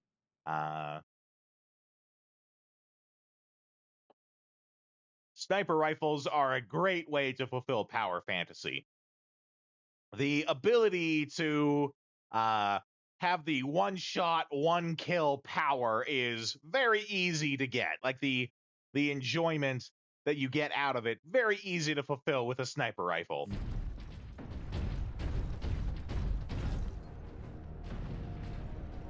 Also, if you guys haven't noticed, we have a bot now. That's I where finally the figured orcs out breached how the to gun add the battery. Sheriff Snorlax bot. We haven't been able to make it inside the wall. So it's been sending the messages now instead of me. I've been trying to figure that out for a while, and I finally did. Feels nice. You have done well, but you are no longer alone. We will retake the gun. You will get your reinforcements. It will feel double nice when I wear my Sheriff Snorlax shirt.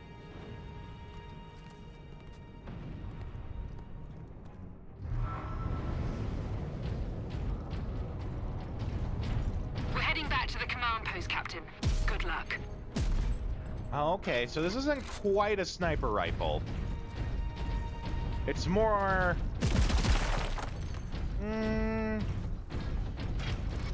I don't know how to describe it, actually. It does have more zoom, but not enough to be what I would consider a sniper rifle. It's probably like the equivalent of a carbine. Hubby has the power fantasy of sneaking around and killing people unseen. Yep, that is definitely a form of power fantasy.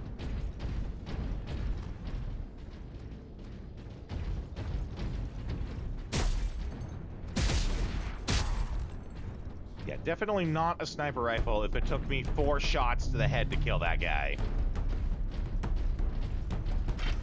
High precision, less spray and pray. Yeah, that's probably more accurate, Devourer. High precision rifle. Orcs on the high ground.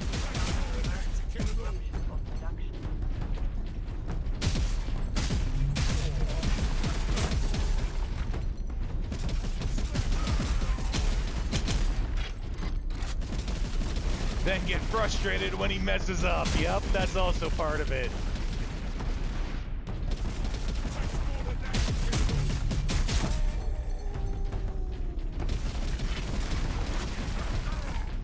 Space Marines, kill him!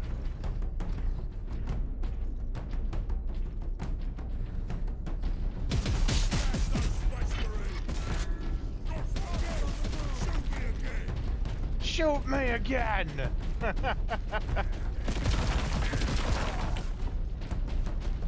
Shoot those humans! Shoot those humans!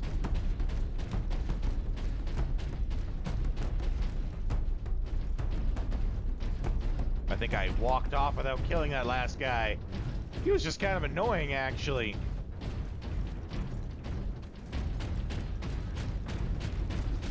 What we got here? More ammo. Humans! Oh, that's a grenade.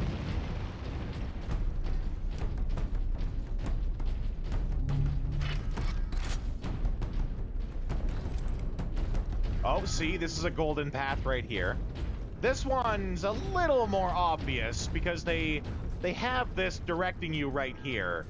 You might miss it if you grab this and then immediately go looking back over there where you're supposed to go. This one's a little more obvious, and that's okay too. That's kind of defined by, like, how much time do you want the player to devote to finding the secrets? Just get the ship out of orbit, pilot. Lieutenant Miller, the orcs cut off our reinforcements. Damn it. I suggest we move the unit to a more defensible position, sir. Do it! And make sure... Yeah, I hate the yellow paint. Yellow paint is the dumbest, laziest bit of game design. It is insulting to the game designers that they resort to it, and it's insulting to the players that game designers should feel that the players are so dumb that they need something as obvious as yellow paint to figure something out. It's just bad game design all around.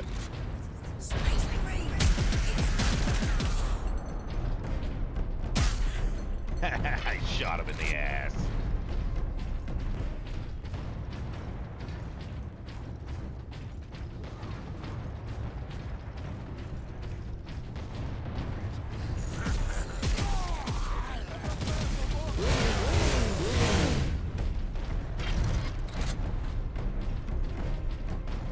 like I should be more concerned about all these explosives all around us. This is another golden path from here. Personal message, Guardsman Alexander. I'll be quick. The Orcs are beating us bad. We're completely outnumbered.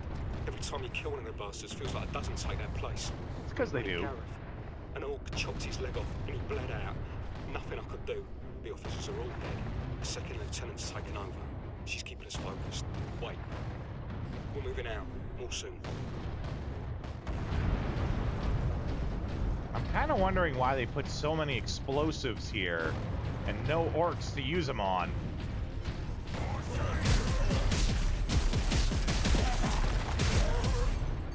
Orcs are Once we very get good through at their these battlements, serpentine. we will use the breach caused by the rock to enter the gun fortress.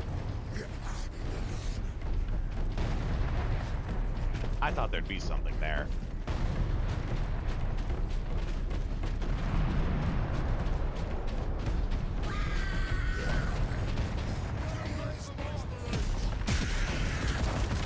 Oh, that's like a suicide guy.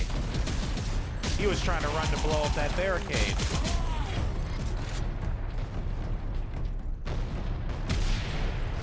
I like how we denied him that, and then just blew it up anyway.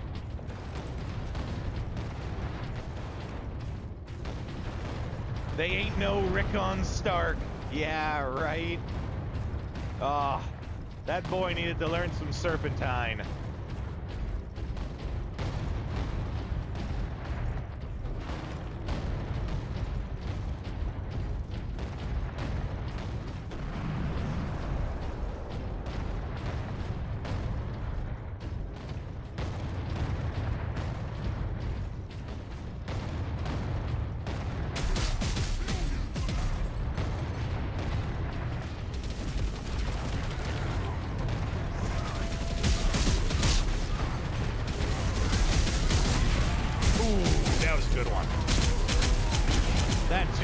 Enjoyable outcome.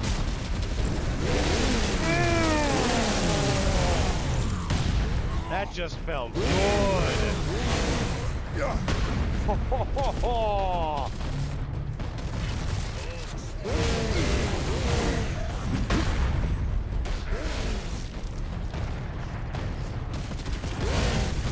Boot.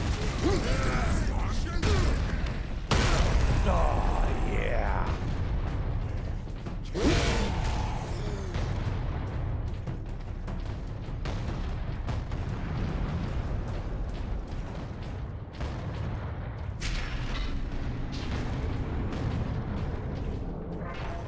Would ambient sound, such as the battle going on around you, be considered a golden path or just good? It's good sound design, is what it is. Because you very much want the player, like specifically like these battle sounds that are going on, you want the player to feel like they are in the heart of battle, but not so loud that it overpowers what they're doing, right? In real war, in real battle, those things would be so goddamn loud we couldn't hear anything else going on. But that's not fun, right? That also falls into the line of not everything that's realistic is necessarily the best in game design. Sometimes you have to do things unrealistically to create the most enjoyable experience. No, that's just good sound design.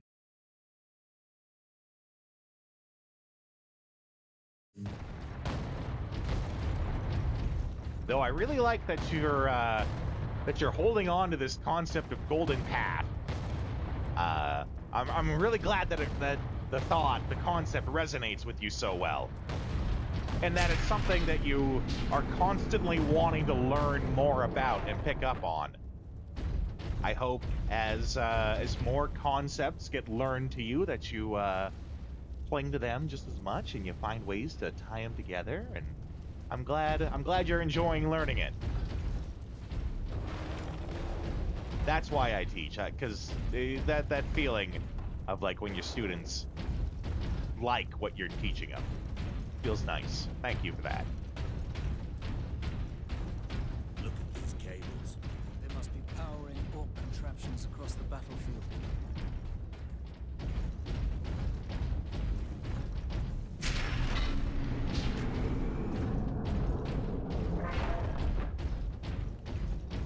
Captain, assault support pods were dropped in this area. Ooh, jetpack? Jetpack.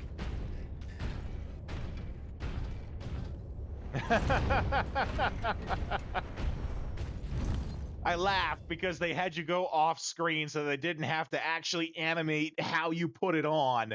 They just have you go off screen, change the model where you can't see, and then put you back on screen.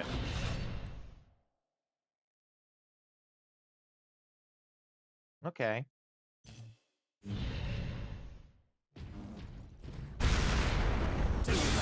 Oh, yeah. With the orcs down here. Oh, and we get a little bit of leeway with it, too.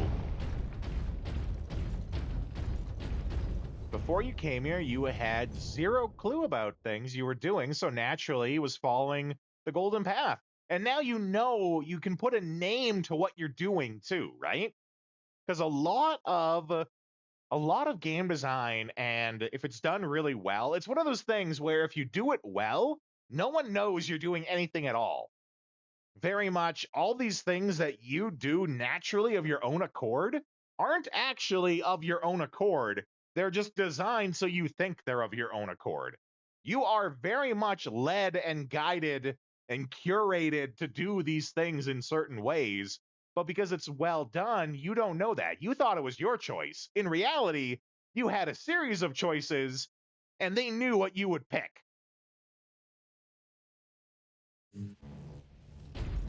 That actually does remind me that as a quasi announcement to you guys, I am narrowing down. One of the subathon rewards previously was that I would dedicate an entire stream to teaching one of my classes, like the same stuff that I teach in the classroom. I would essentially teach it on here. I'm starting to narrow down what's possible for me to actually teach here. And game direction and how to direct the player is probably one of the ones that we might do, or at least I'll make a list and let you guys pick which topic you want. But basically, how to properly direct and curate the experience and navigate your player is going to be one of the ones that will be an option. And that one is where you're going to learn, like how I just said, very looking behind the curtain, that the choices you made were not actually your choices. They were the choices that are done so you think that they're your choice, but they are very intentionally curated so that you made that choice. And it will be showing how they do that. All right, we got to jump over because we got the pack. Oh, yeah. I like how the door opens for them once I'm over it. It's not even that I had to open the door to let them through, it just opens.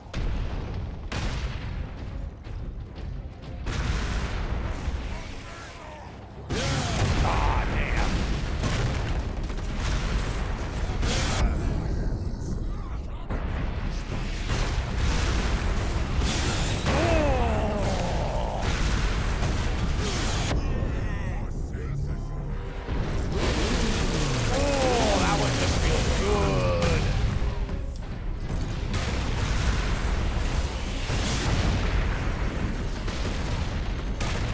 Where are they? What's shooting me? Where's that coming from?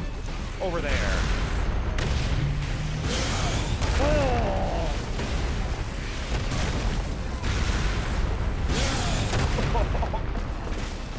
Oh, get over here. Ah, damn, I was too late.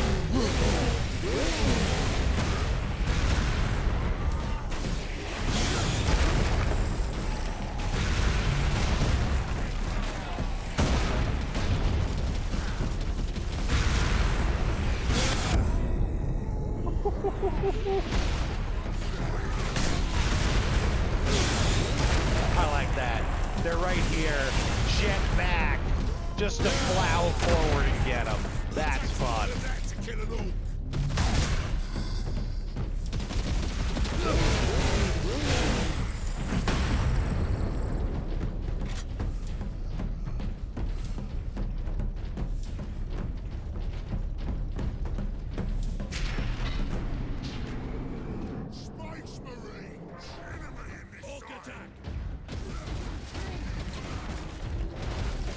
To war! Oh, didn't mean to do that, but okay. For the Emperor!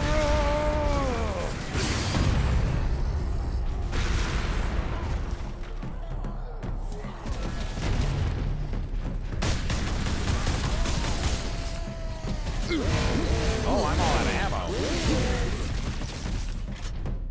Oh, no, never mind. I get infinite ammo. Just needed to reload.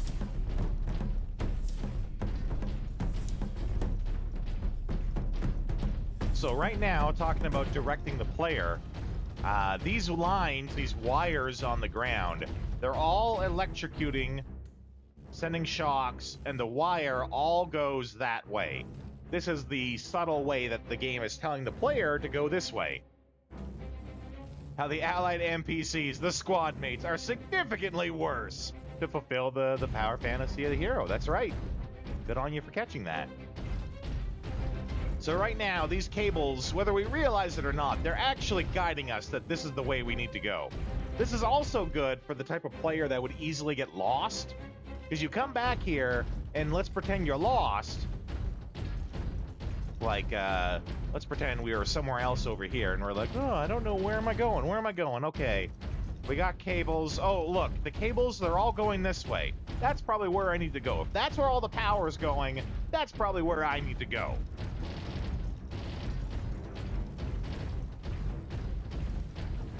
Time to die. Nope.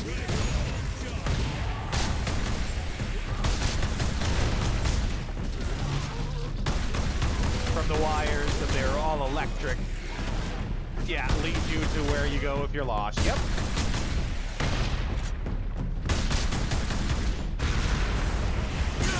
Oh.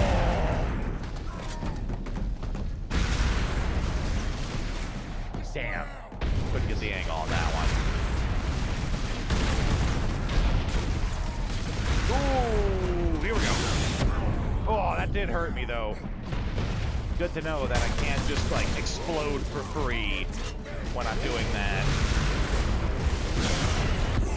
Oh, that's good. You know, I think I remember, too, in Space Marine 2 that the jump pack was my favorite of the accessories. The subtle, it's not giving too much away. There's no yellow paint. Though, in this case, the yellow paint, you could get away with if you delivered it right, in that the yellow paint was clearly painted by the orcs, right? If you, I don't know exactly what they would write or do to make it get across well, but you could have it where the orcs are with yellow paint, painting stuff all over the place in their very orcish design, right? That could be a way that you get away with the yellow paint. Orcish symbol, orcish writing. Like this ammo box, if it was painted yellow, you could have it write Daka. Daka is the orcish word for, like, the sound guns make when they're fired. So you could have, like, a yellow paint sign with an arrow pointing down that says, Daka's here. Daka's ear. Or, you know, stuff like that. Though they wouldn't like yellow. I don't know how orcs feel about yellow. I know they love red. They love green. It would be green. It would be green paint. Because green is the best color.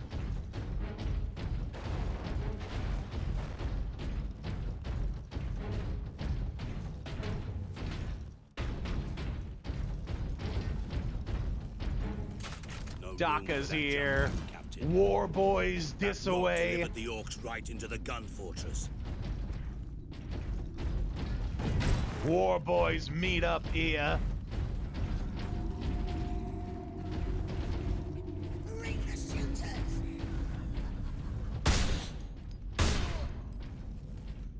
Those, either I have spectacular free aim, or those were scripted events. Because I had no crosshair, but I was able to snipe off those guys in 2 shots. Could have been scripted. That if you just point in that general direction, you hit them.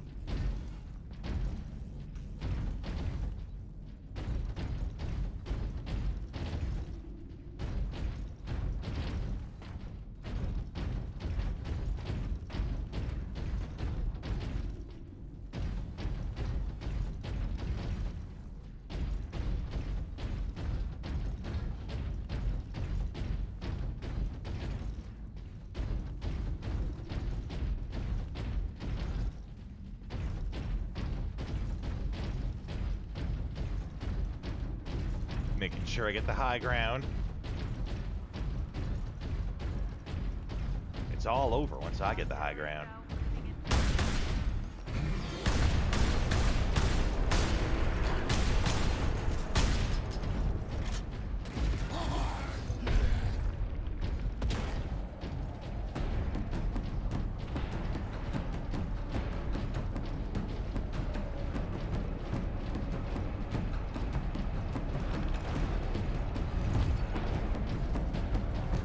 Well, shit. I didn't know I could swap my guns on the fly. Priming gun battery.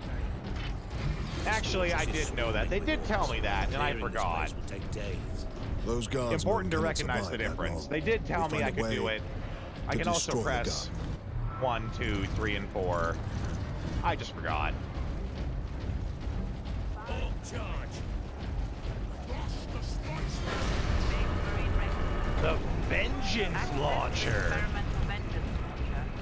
Grenade launcher? A vengeance launcher. That sounds promising.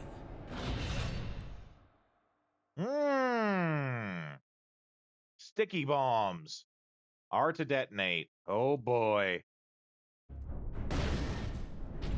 We're about to have some big bada booms.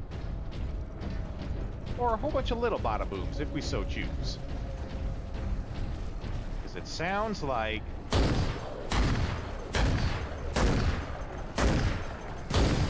Yeah, 5. Big bada boom, that's right.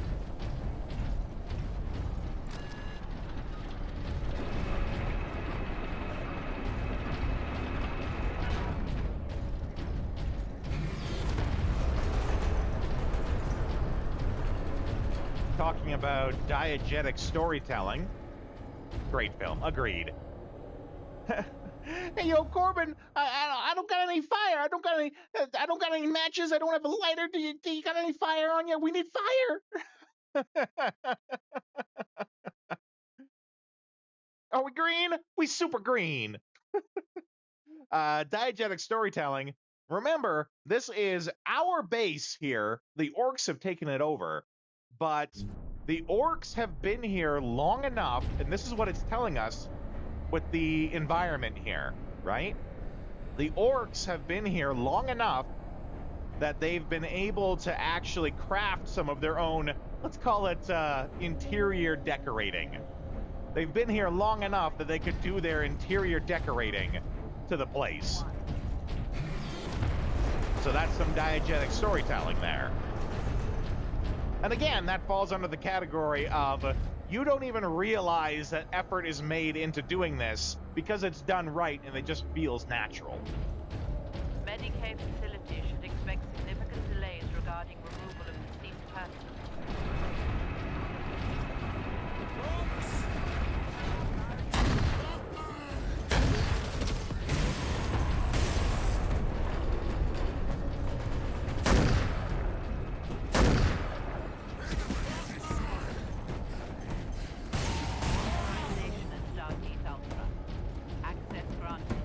Is that ammo?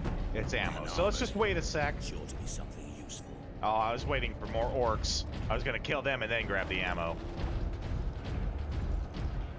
Your brain went, okay, we have orcish design here. Where do we need to go? Locate that, then look for everything else. Yeah.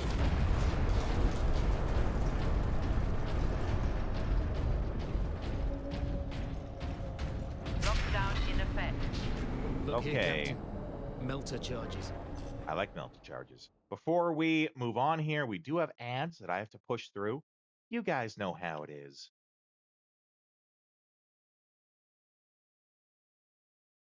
I can, though, for those who are subscribed, leave you with the AFK screen with some tunes from games that we've completed. And I will see you guys in a couple of minutes.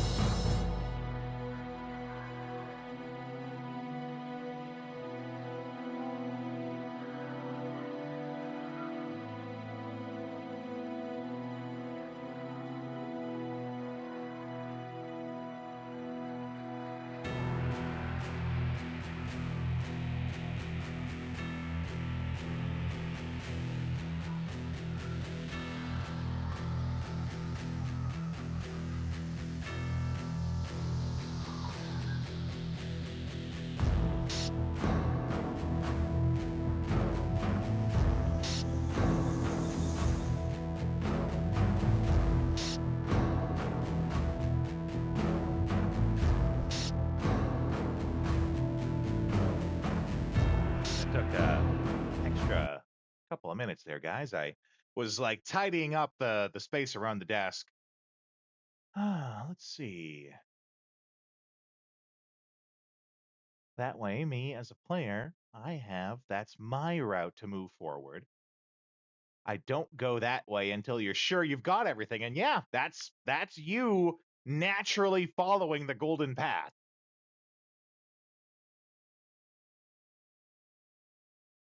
That's just you naturally wanting to follow the golden path. Which I shouldn't say naturally. It comes natural to gamers, I should say. Because there's also a big thing of game design of trying to make games that are friendly to non-gamers. Non-gamers won't think about the golden path. They won't be drawn to it naturally. It's an instinct that you very much develop the more you play games. They'll get there eventually. It also might be very frustrating to them at first, to non-gamers, because they very much might go, well, why did this happen? I didn't want to do this. I wanted to go explore around. Why is the game moving forward? I didn't want to do this yet. And which is a valid argument, for sure. That's why you also need to make it very clear what it is that will move the story forward. There's a term for that, too, that I can't think of off the top of my head. The specific term for making it clear... Objective marking? No. There's a very specific term for when you make it very clear that what you do will move the story forward. Non-gamers focus on the critical path, yeah. Non-gamers focus on the critical path and divert from the critical path occasionally and don't realize it, right? Put those in the right place, and this whole fortress will come down. We could put the charge on one of the gun shells. Leandros, you do the chapter proud.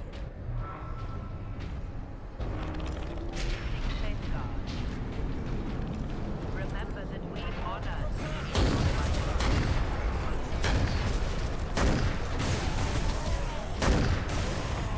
That's a lot of fun. I especially like that they kick back a little. When I hit them, they get knocked back by the impact of the grenade.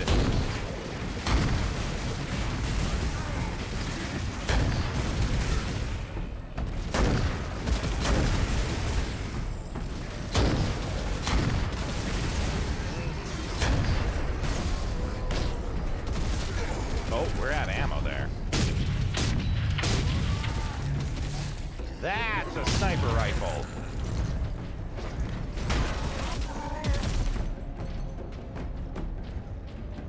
It could be a narrative beat. That's not what was. That's not what I was thinking of, though.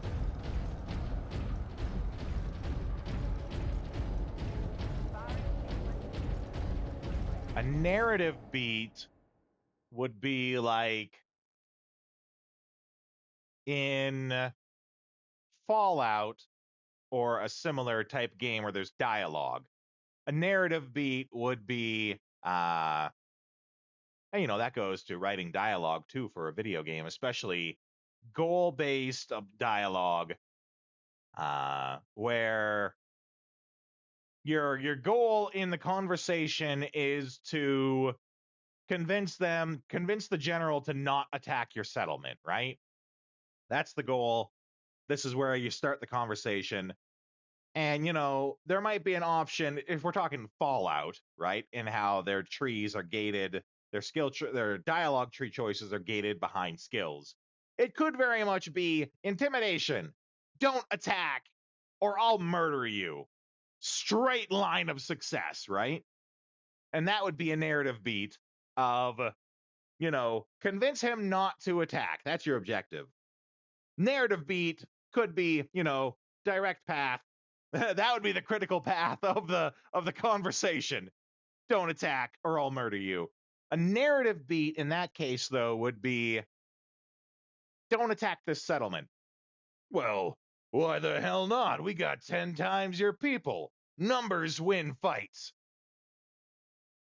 So the narrative beat from there would be, how do I word it? I'm stumbling on how I would word it. The narrative beat there would be shake the general's confidence. You could say that by, engineering stat. We have rigged this place with explosives everywhere. It could be a special dialogue option you got because you completed a mission that got you more soldiers. We have more troops than it looks like. So the narrative beat there would be convince him, shake his faith. That's the narrative beat. And then it's like, show him it's a bad idea. That would be the next narrative beat. And then, you have your 3 options for how you would do that. And then the last narrative beat would be diverging at the top of he is convinced not to attack. That would be a narrative beat in like a conversation. Narrative beats when it comes to like dialogue trees, like specifically like Fallout style stuff. If it's very much just you have to make one option and you succeed, it's not wrong, but it could be more right. The exception being if the most direct choice is humorous or very badass. If doing it in the most direct possible way creates an outcome that is to what the player wants. So, for example, oh, no, that's not a good example. If you could, in that same scenario, tell the general not to attack, and you could convince him not to attack by just proving that you are batshit freaking crazy, and it's just the one option you need to do, and then it's hilarious hearing your character be all like, "Boogie, boogie, boogie, my brain is a cantaloupe. I got lint in my ear, and I got toes growing out of my belly button." And that just convinces him that you are too batshit crazy to want to mess with. That's funny, right? That can be a good, direct path. That's still fun, right? Because it's fun hearing how batshit crazy you are.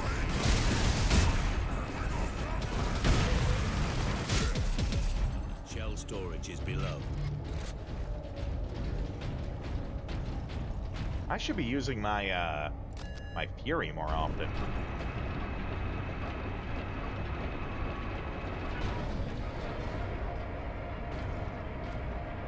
Access restricted to upper decks. That particular line of dialogue that I just pulled there was very much me thinking about how Malkavians work in Vampire the Masquerade. Because Malkavians are batshit crazy, and everyone doesn't want to mess with a Malkavian because they know they're batshit crazy. So there are times when, if you're playing a Malkavian, you get Malkavian-specific dialogue that you don't get from anywhere else. And it's usually to convince them that you are too nuts to deal with. And it gets some pretty funny outcomes.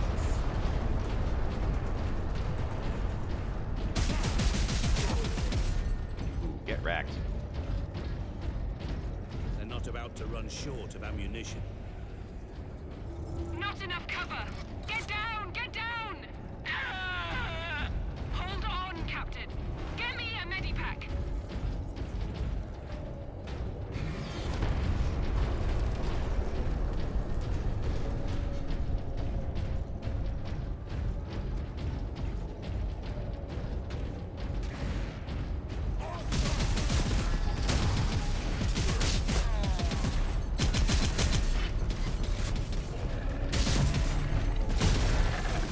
No squig.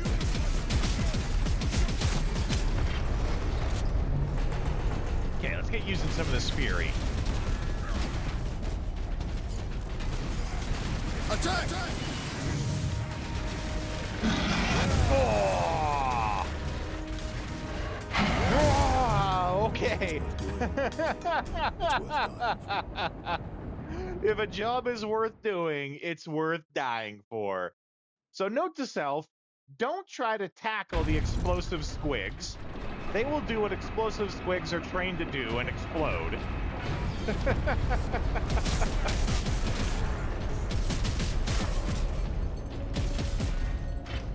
Doesn't matter how loud you yell the Emperor's name, you will still blow up.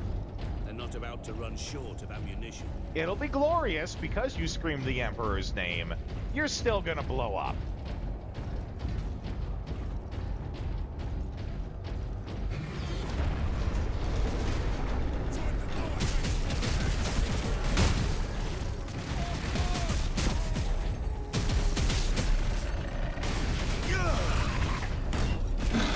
Oh, that's a squig.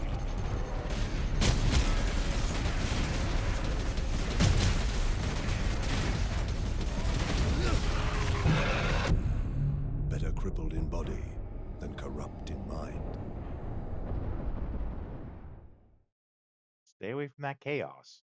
It'll corrupt you.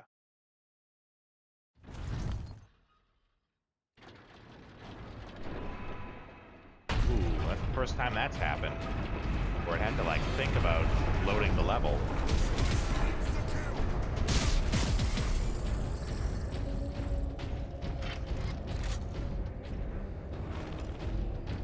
Let's see.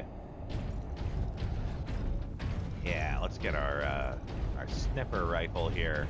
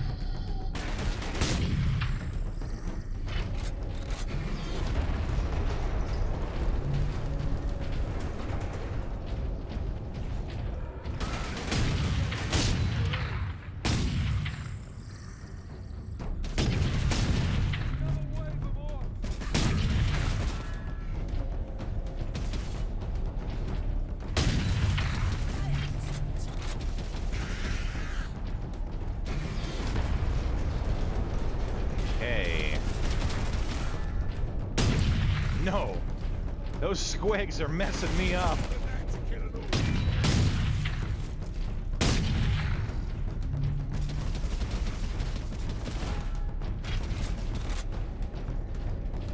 Ooh, we almost missed that.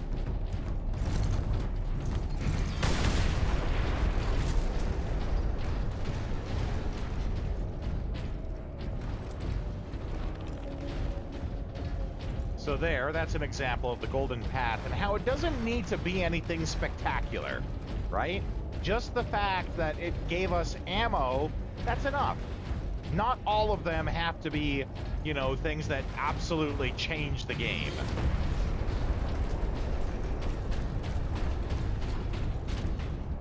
Just something that rewards us in some way.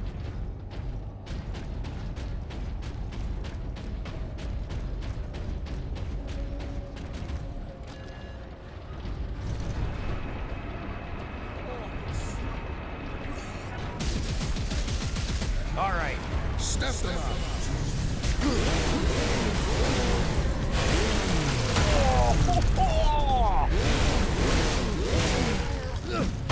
I liked the Here, Captain. the chop back down that was not necessary at all, but was spectacular to watch.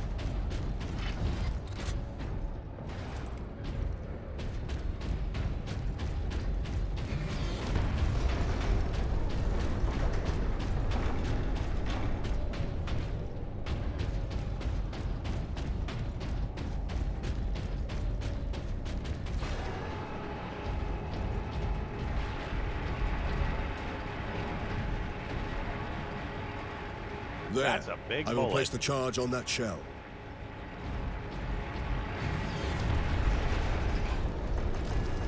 Now to move the shell into place.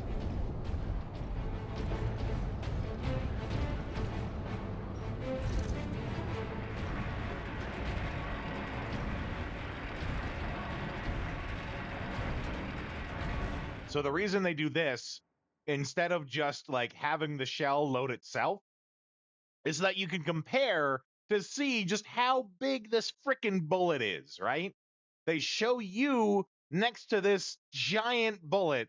Reminder, Space Marines are not normal people. The people we were looking at before, though, like the Marines, those are normal people, and they went up to like here on our guy, right? Like Space Marines are like 7, 8 foot tall monstrosities of people. And look at this shell that is dwarfed, making us dwarfed by its size, right? That's why they have this moment. Yeah, like they're gigantic. Genetic engineering and all that to make them be that way. But that's why they have this scene specifically of us pushing it, even though it's not the most efficient way to do it. You know, they could just have the shell load itself, but it creates a moment there that lets you see just how big this fucking bullet is. And make sure it reaches its destination. Aye. Now back to the lift. Because even just like right here, looking at the shells getting loaded, you don't really see the comparison as much as when we were pushing it.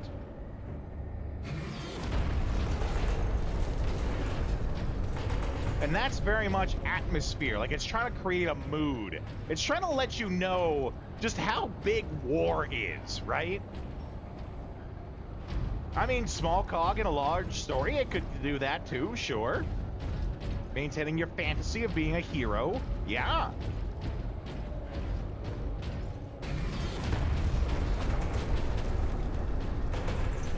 Oh, let's, yeah, get this guy out. Are there gonna be orcs coming back at us?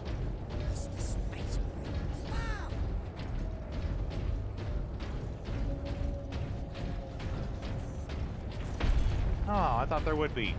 Sort of like a reverse Uno card of the situation, right? Like, we had to storm in to stop them. Flip that around now and have us try to defend against them like how they defended against us. And have us just do so much better than they did. Again, playing into that power fantasy that it's not the scenario that made them win, that made us win. It's that we are awesome.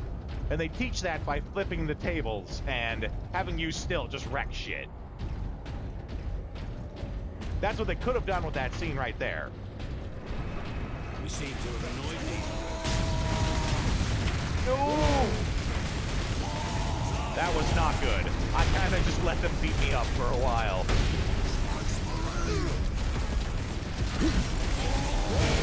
Oh!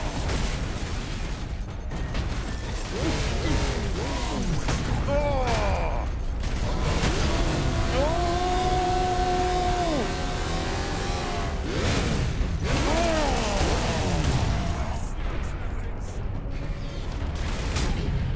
Meanwhile, they just let those orcs stand there and shoot me. Bad Marines. Maybe they were just dumbfounded by my awesomeness.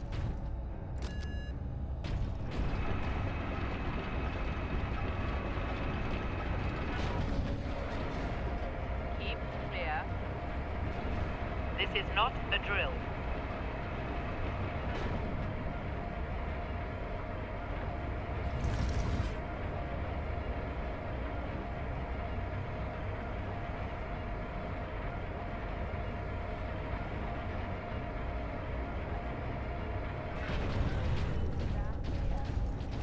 Oh, and this is a good moment, because now this is when we took that moment to talk about them creating interior design.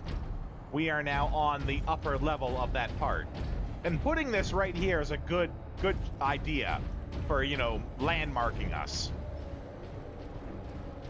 It's very much done so that we go, oh yeah, I remember that. We're at this place. Also, I don't know what's going on here. I think it's borked. Stand clear. I think it's borked. We might have to restart the checkpoint.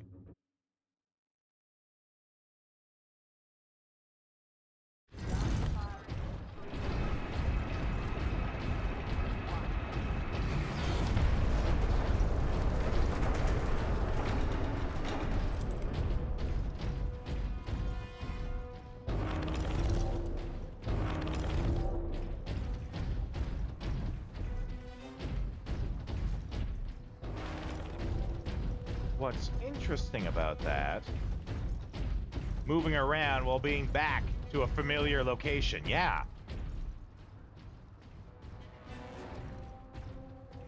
I'm just trying to see. Yeah, there's the teeth.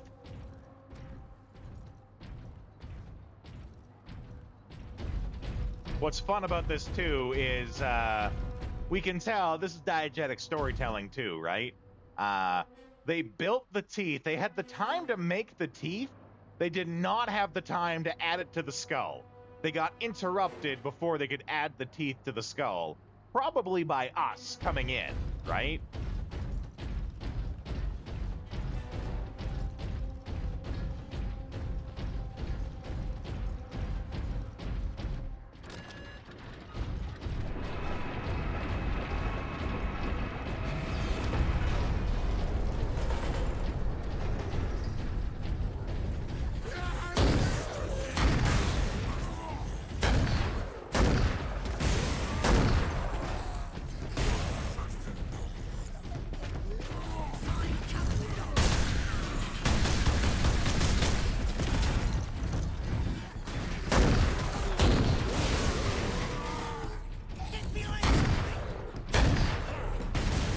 It was on his ankle.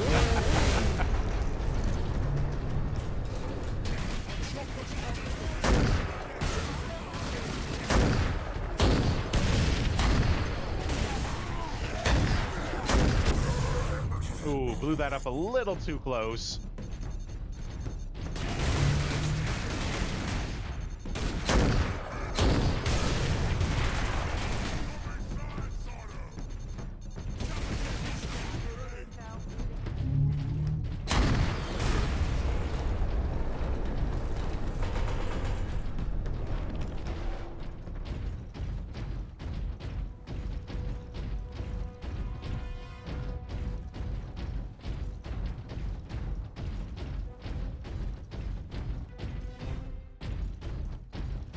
Right, gotta execute to gain health back.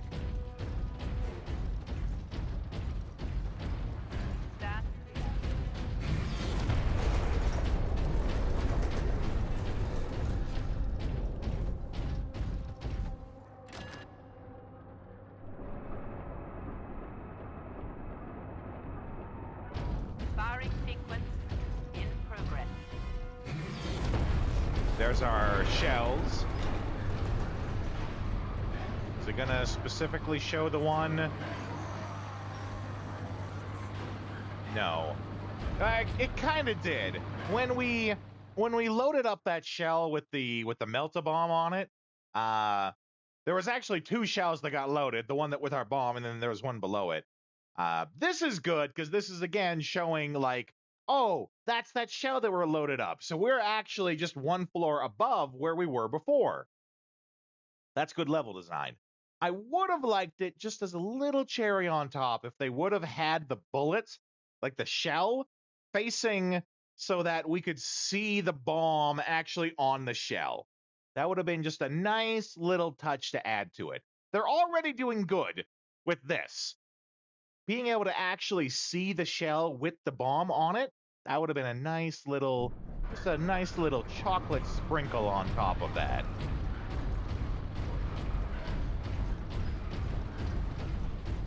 Secondary lift. And again, this is where we picked up a gun from there. We can tell because, you know, there's the thing there.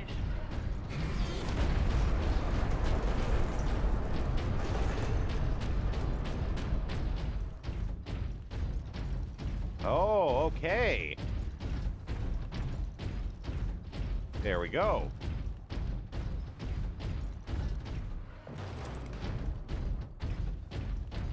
What I thought that was going to be, actually, and I'm glad they did it this way, because this works fine, too.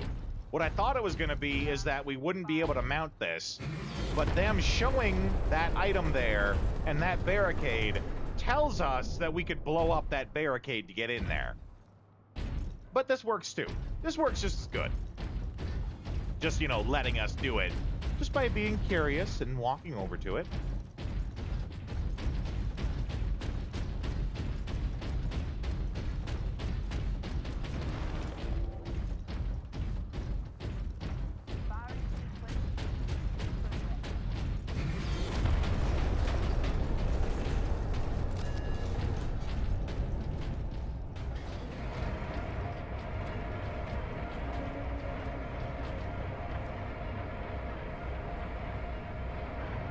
these moments too are also because in old games they needed a minute to load up the next area. Again, not relevant for this game, but they're copying, you know, it's a remaster, right? They still have to have it in here even though it's not relevant.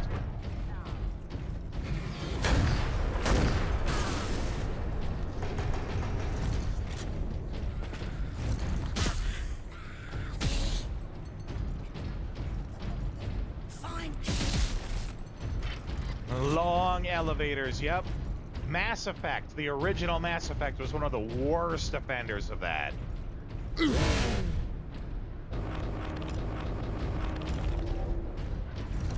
Anytime you're on the Citadel and it took like a 5-minute elevator to get anywhere, that's because it was actually loading up the next area.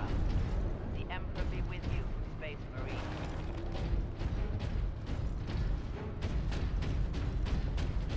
Yeah, I get it. My health is low. I actually should have tried to execute those snotlings, but oh well. Oh, what am I getting here? Ooh, new purity seal. Okay, now what? What's my new kick-ass power? Elevator time. Time to make a drink, right? Fury now allows you to add marksman mode. Time slows down, allowing you to place shots with precision. Enter Fury mode, and then enter marksman. Yeah, okay. Bullet time!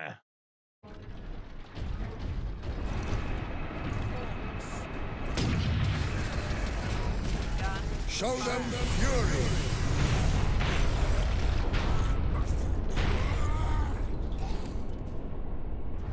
I actually think I dig that more than the actual, Oh, see, there it is right there.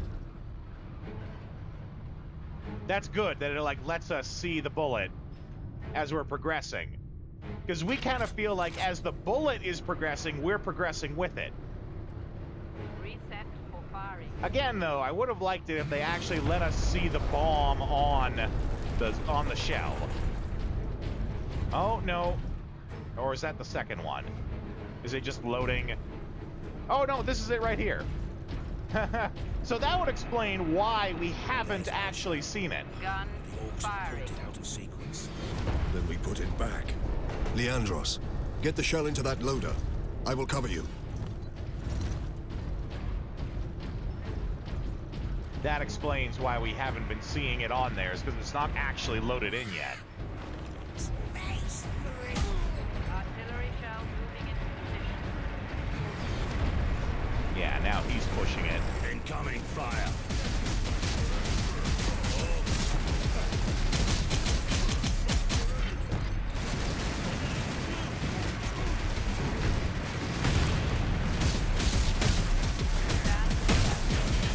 Incoming. Oh, I don't like this. We're in the open and Space Marines don't take cover. Space Marines are the cover.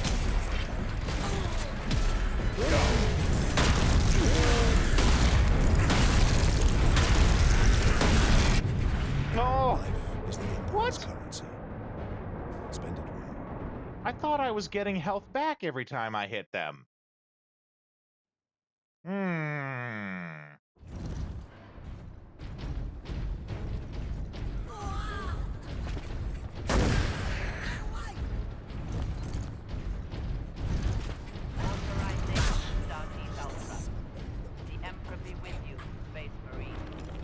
I thought the red bar was my health, and the yellow bar was armor.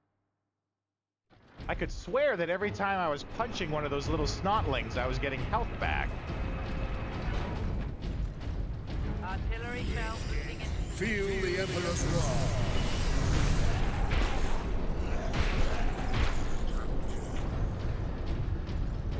Four shots, 4 dead orcs.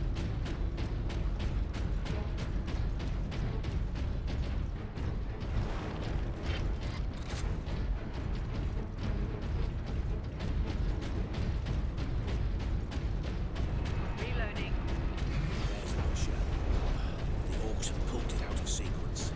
Then we put it back. Leandros, get the shell into that loader. I will cover you. Maybe this time, instead of just standing out in the open. Shell loading.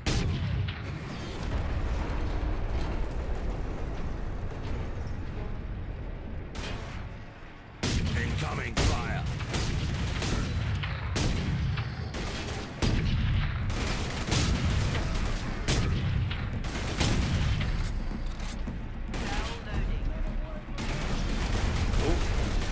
Incoming.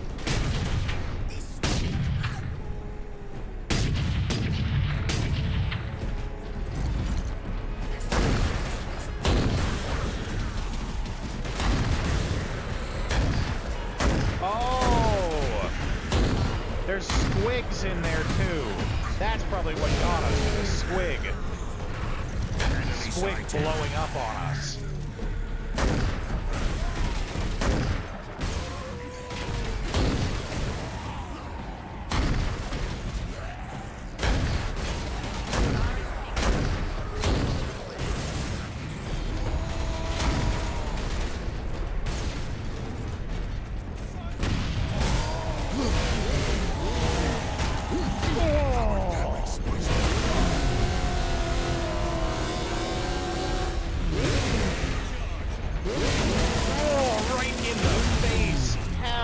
A meal out of it. Just desserts. Hold the line.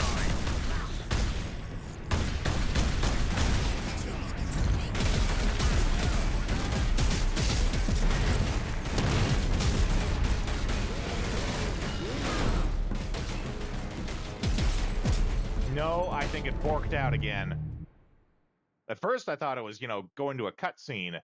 Like he made it to the thing, so we were gonna watch it get loaded.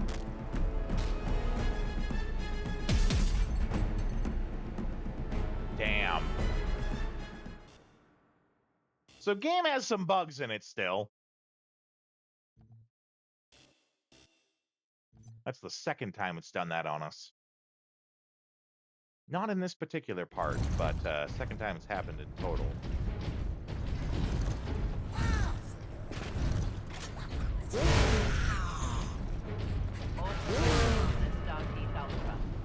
The Emperor be with you, Space Marine. Just one sec, guys. I gotta... Oh. Oh, yeah. Oh, that's it. Oh, that's good.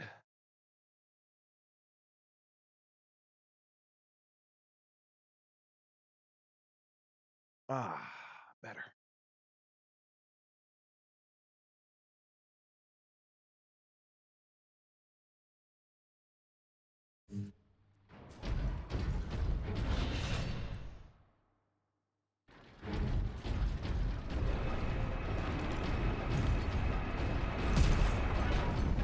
Priming gun battery.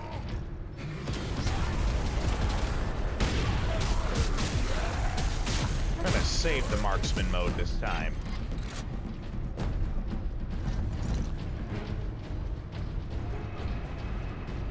There's our shell. The orcs have pulled it out of sequence. Then we put it back. Firing Leandros, now. get the shell into that loader. I will cover you.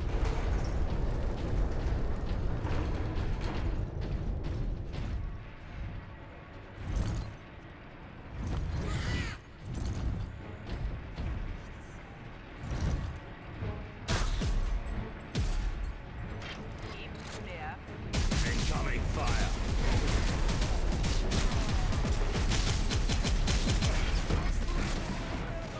Cleanse and purge.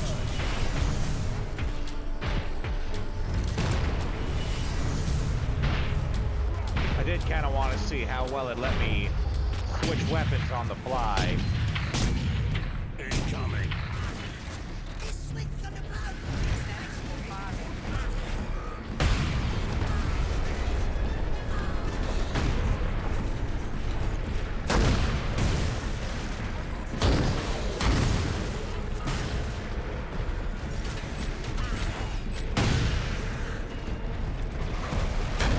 Enemy sighted.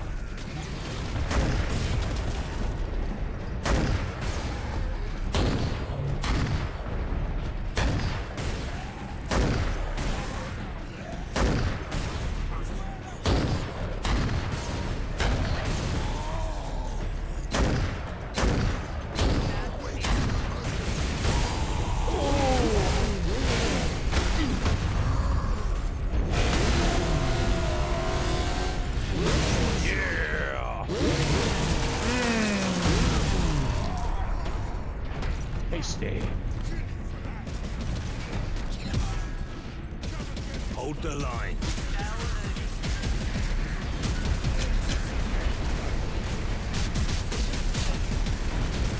That's a grenade. Seal and fury.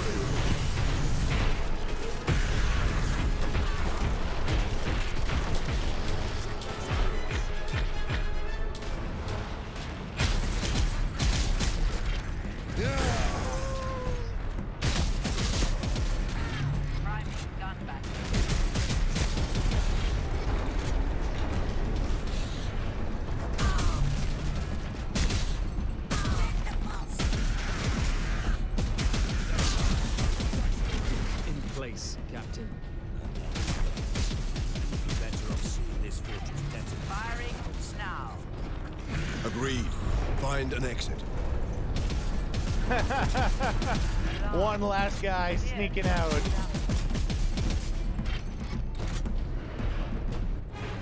Okay, good.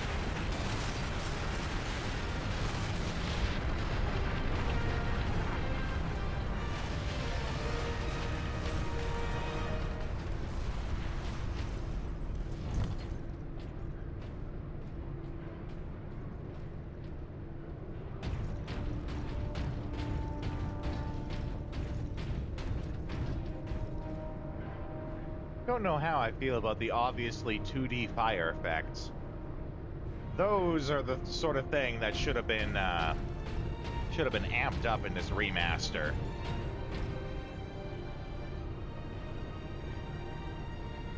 Like, it's positioned in a way so that we can't tell, but those are very much 2D effects. They're just angled so that they're right at us and we can't tell.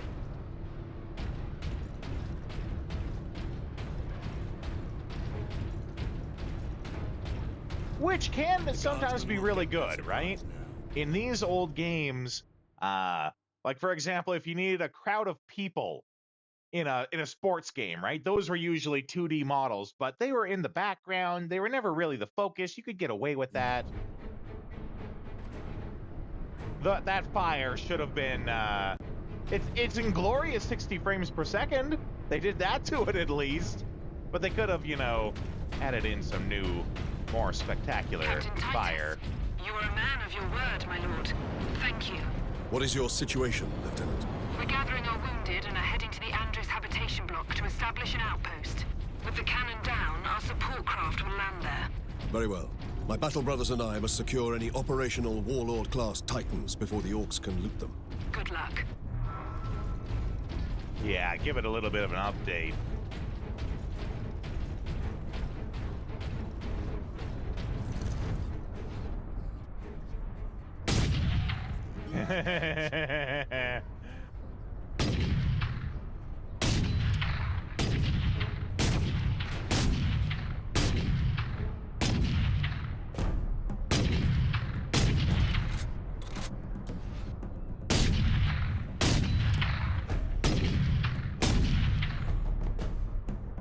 Oh, their AI doesn't know what to do.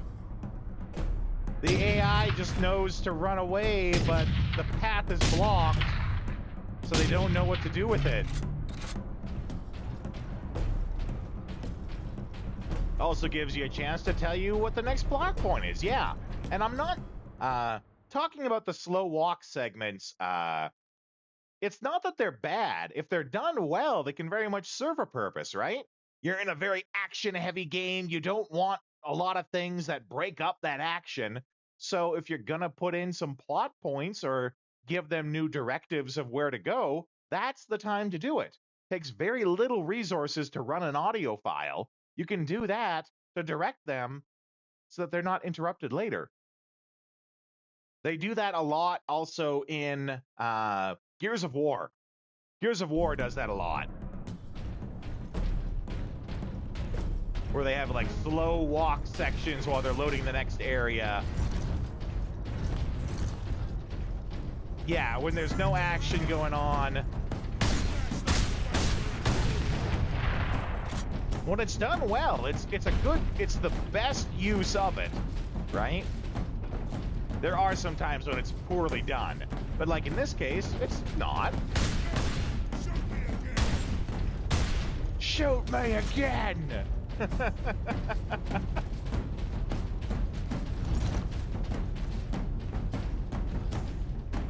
I do feel bad for their AI, though.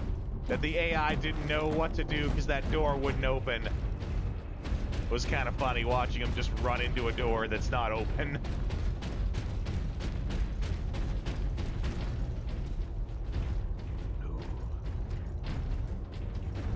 They're ugly little bastards, aren't they?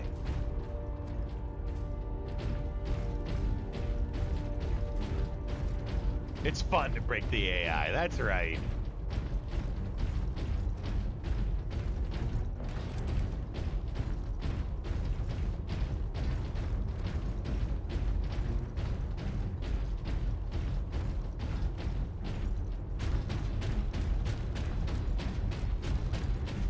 It's fun to break the AI. It's not fun when the AI breaks you. Or steals your job.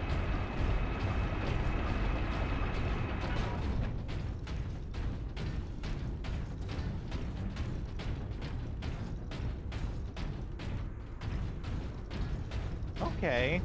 So this is where it's like guiding the player. Because you look over here. They done took our gerbs! That's right. You look at the shiny and you're like, oh, I want that shiny. Shinies are nice. How do I get to it? Oh, wait, if I look around, there's this red thing there. So let's look for a red thing when we get up over there. Right? And these are all thoughts that you have as a player in an instant. It takes more time for you to actively think about it than it does for you to actually think about it. Because it's all subconscious, right?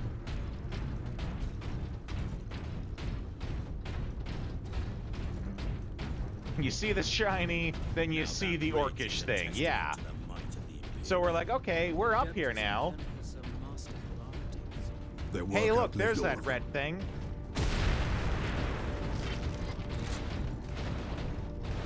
Now, I think the reward should have been a little more than just standard grenades. But it's not bad, right? It serves its purpose.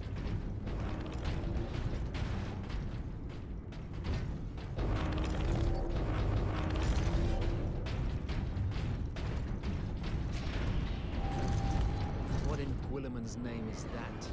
Nothing good. Is that an orc train? Did the lieutenant not say these tracks went to the complex housing the Titans? That thing is a battering ram. It's a battering ram, okay.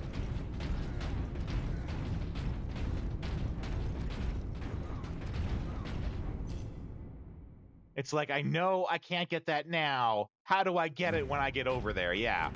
And they do a good job. We were talking about colors, right? Having the bright red orc colors against the very slated grays of the actual world does make all the reds pop out. That's how you can get your, yellow paint effect, right? And it's more natural here than it is with the bright yellow paint.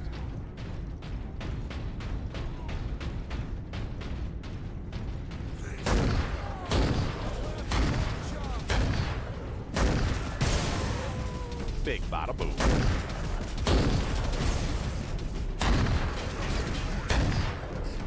Well, fine. Get stomped. Oh, that's a grenade. And a squig. Kind of getting it on all sides there.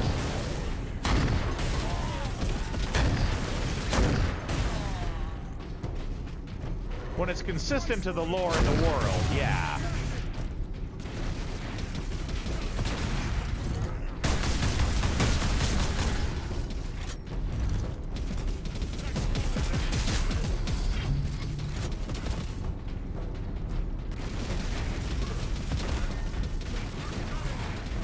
Get me some ammo. Ha! He threw the bomb at his own feet. That's an orc.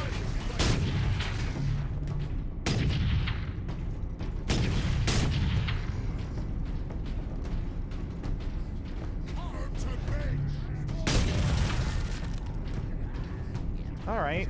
To the attack! They're gonna do some serpentine.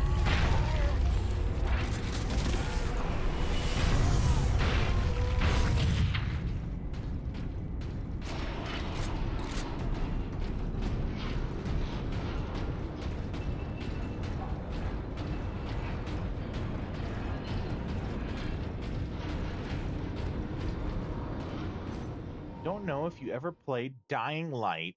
Briefly. I briefly played Dying Light. Did a good job with the yellow paint effect. Location had much construction going on, so things were marked with construction tape. Yeah. The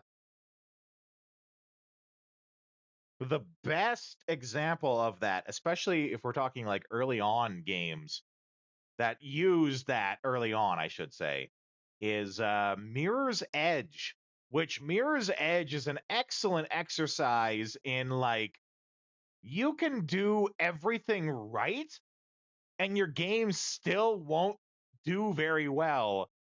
It won't play very well because you're just trying to fight uphill. Oh my god! Because Mirror's Edge is a first-person platformer that did everything right.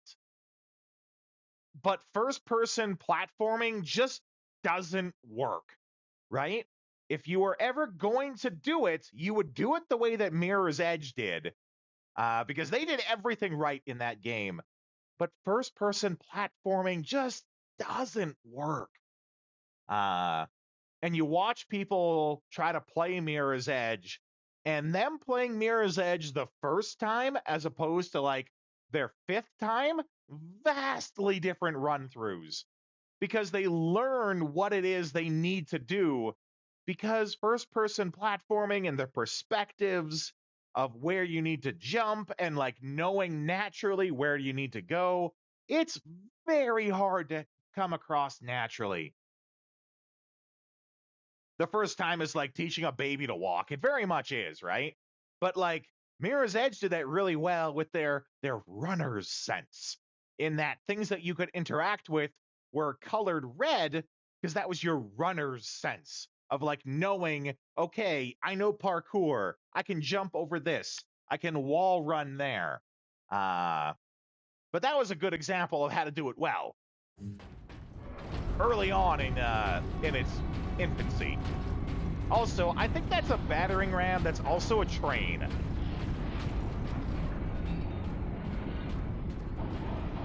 It also, I betcha, just goes indefinitely. Also, wouldn't surprise me if eventually we fight on that thing. That looks like eventually you will fight on this train.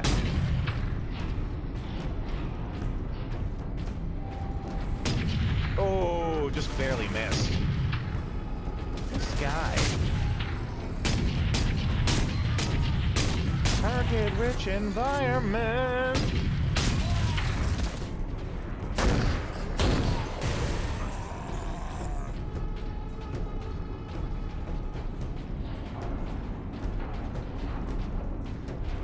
And it is a good game, Mirror's Edge.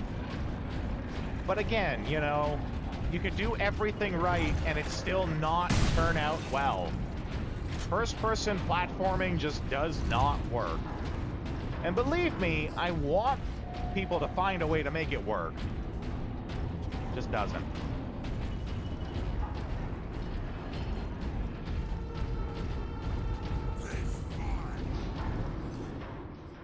That statement? Which statement?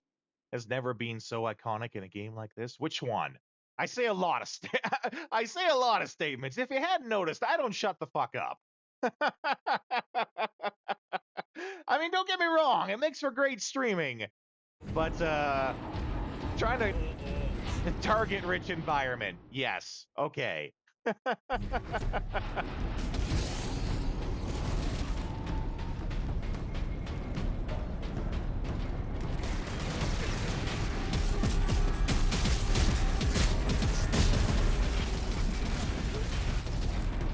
Oh, shit.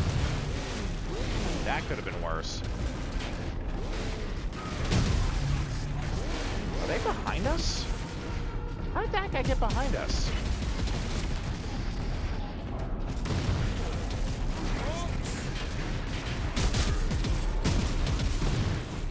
Did that teammate really just call out orcs?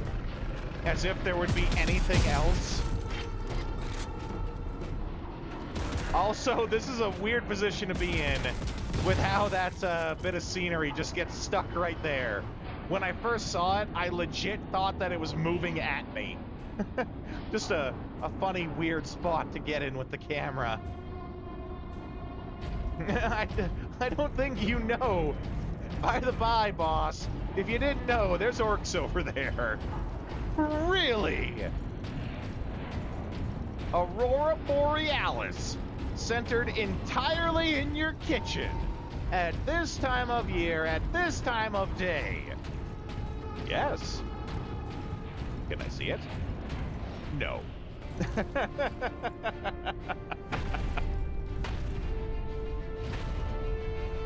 Now to stop this ram. Time to impact. No more than 6 board minutes. the ram. I Time knew it. enough.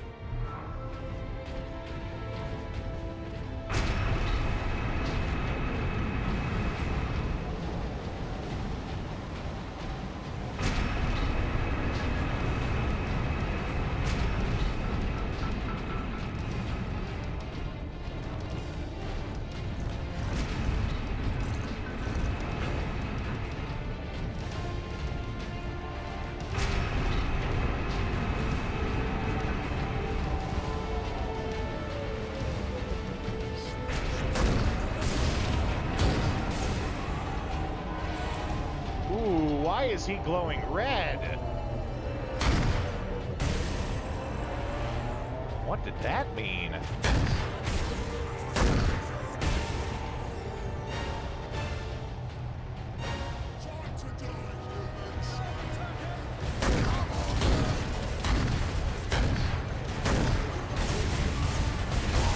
Oh, he had no fucks to give. I hit him with all 5 of those bombs, and he did not care.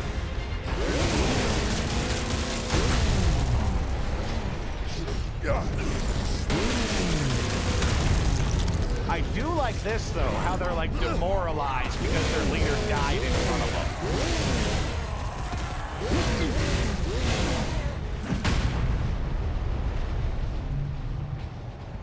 Yeah, I wonder what was going on with that one guy glowing red.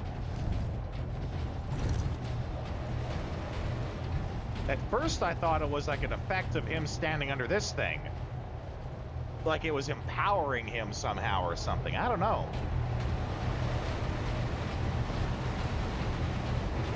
That being said, clearly those big guys you cannot shoot down. When we were discussing player information the other day, just noticed the markers on the train indicating which car you're on. Yeah. Yeah, we're on number 2.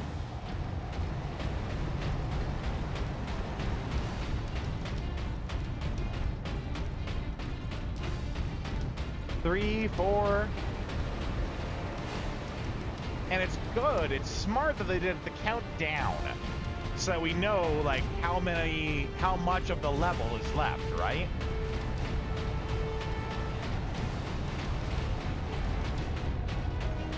So we're on 2. That must mean there's only 1, maybe 2, because maybe 0 counts. You never know. There's only 2 parts left. Sedona's time to impact.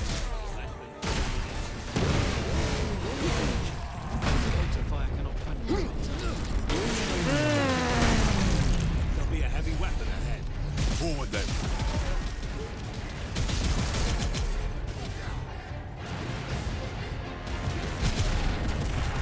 Oh, okay, so this guy's different. He comes in wielding 2 axes. Perhaps the red means that he's like berserking. Maybe he's like a berserker unit.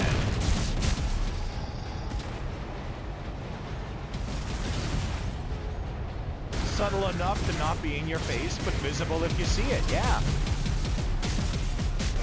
Okay. Guy.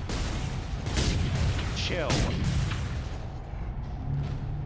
Guy needed to learn some chill. I think he just Turret sighted. Cover me while I get to that weapon.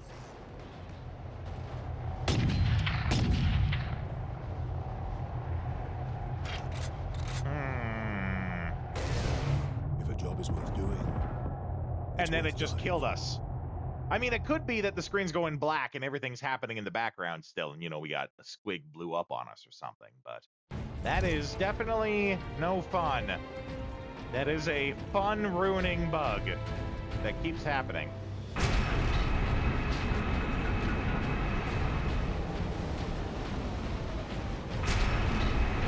And, you know, we're all about fun here, so...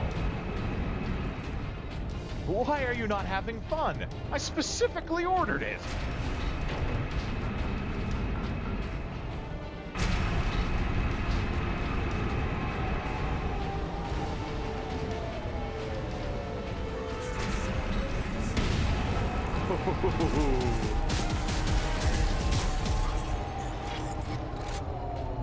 Are you not having fun? I ordered it. Yeah. Captain Holt is one of my favorite characters in television. He's probably, it's a close race, but he is, I would say, the second. This is going to be an awkward, a very ironic statement to make until I explain it fully. Captain Holt is probably the second funniest straight man in comedy. And by straight man, I do not mean his sexual preferences, because he's gay. We all know that. We love the fact that he's gay.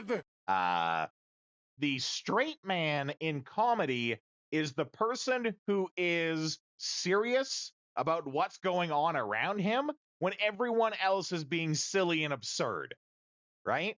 And the fact that he takes the situation so seriously adds to the comedy because it's an absurd situation. You expect people to be absurd. These guys are being straight-faced about it. And yeah, he does the role so good. He's great. I particularly love the what is it, Halloween heists that they do, where there's I can't remember exactly. There's some object that they have to try to obtain. And those always go so great. But Hank Hill is my top pick for the best straight man in comedy. I love Hank Hill. Or like anytime that Holt has Cheddar trained to do something, and he's trained him to do something absolutely ludicrous.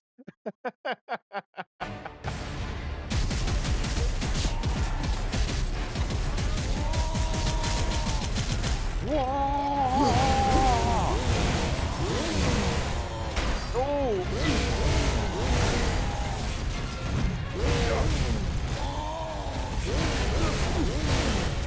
Here we go. Going through the vents, yeah. Whoa!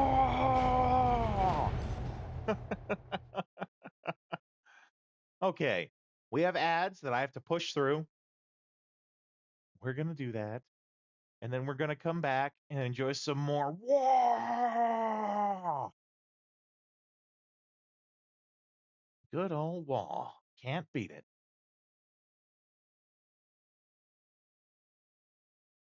Play some tunes for you guys who are subscribed. And I will see you guys in a couple of minutes.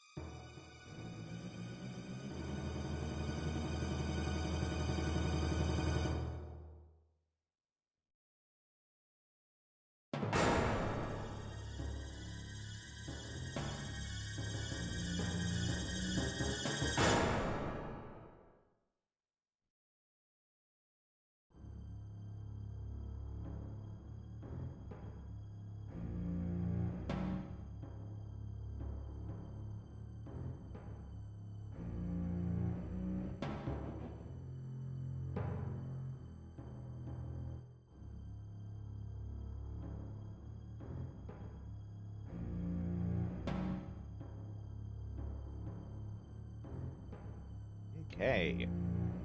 A little bit of Dino Crisis at the end there.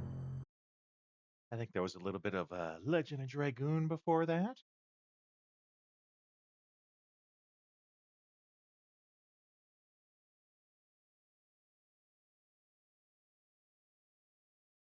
Okay. Wonder how long this game is. I hope it's not super short.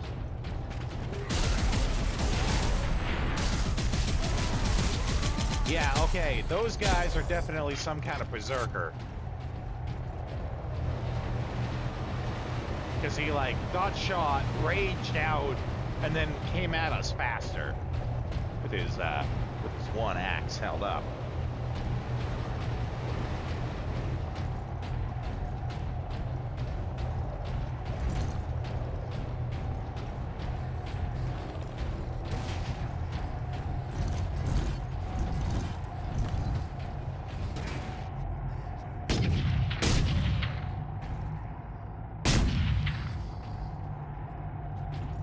Okay, so this is going to be one of those scenarios I talked about before, where we're going to fight all our way up to there, fight through these people, and then we're going to have to defend people coming in from the same way.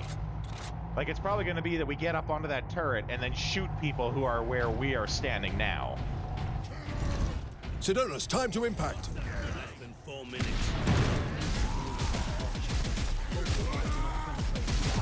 These trains have point defense turrets. There'll be a heavy weapon ahead. Forward then. He thought he was being sneaky. He thought green box, green orb, they'll never see me coming.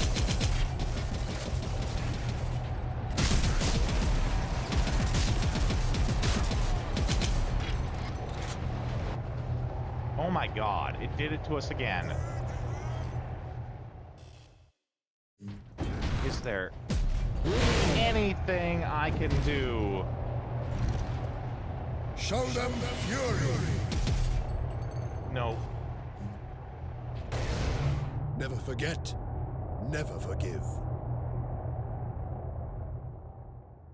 Well, that's no good. That's at about the same spot it happened last time, too. So something must be happening there that's doing that.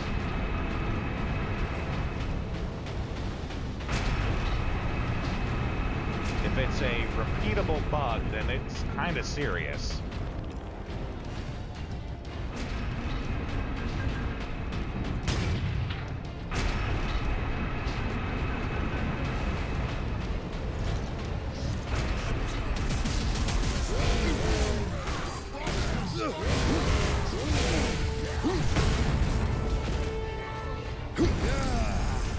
Alright, we're gonna just rip and tear through these guys this time.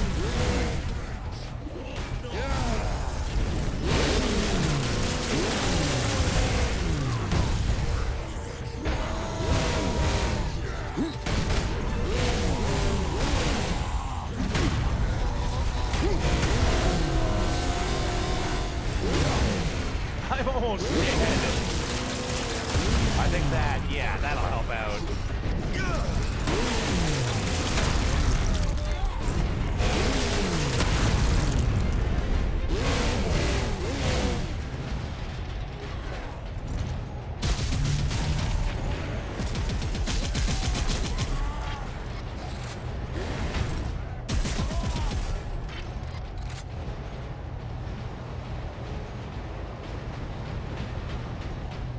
Rip and tear.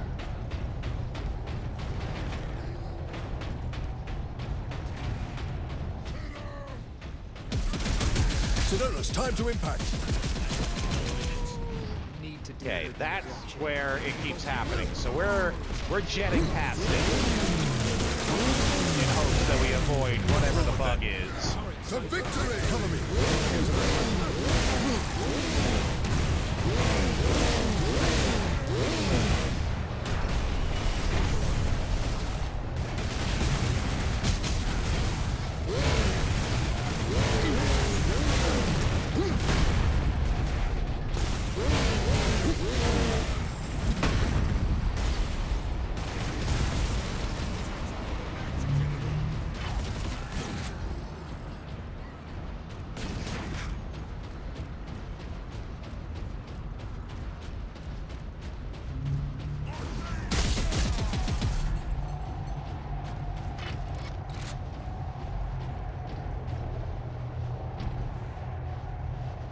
Oh.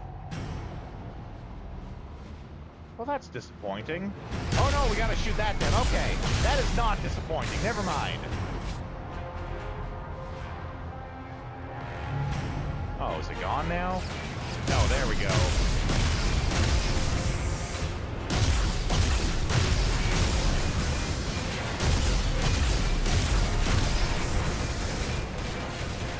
Oh, that's bad. That's bad. Oh. Success is measured in blood.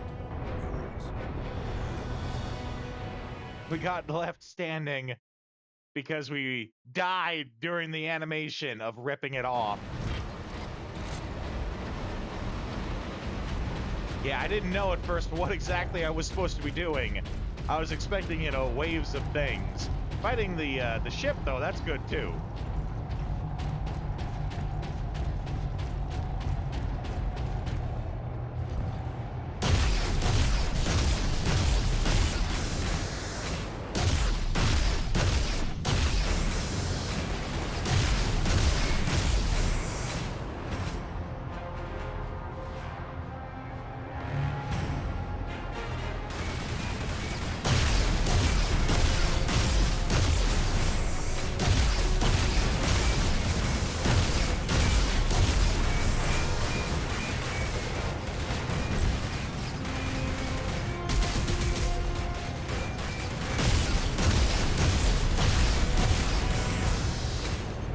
Come on.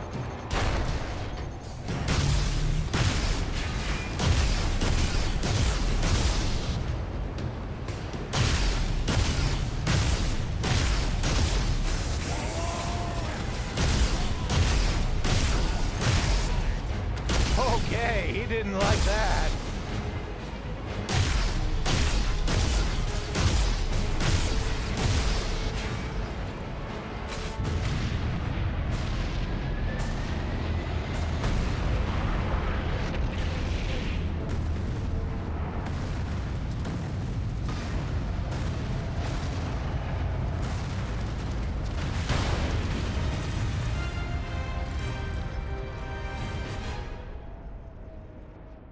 I mean, I kind of like, actually, that they subverted our expectations. We are expecting waves. They made us fight the ship. That's kind of good, right?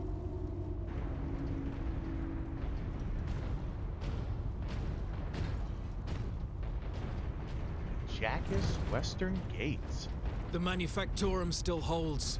Some Imperial Guard units made it here after all. They cannot hold for long. We must hurry. The aesthetic of the orcs, yeah. It's very, like, scrappers and things like that. Fighting, yeah, the ship was more fun than waves. Agreed.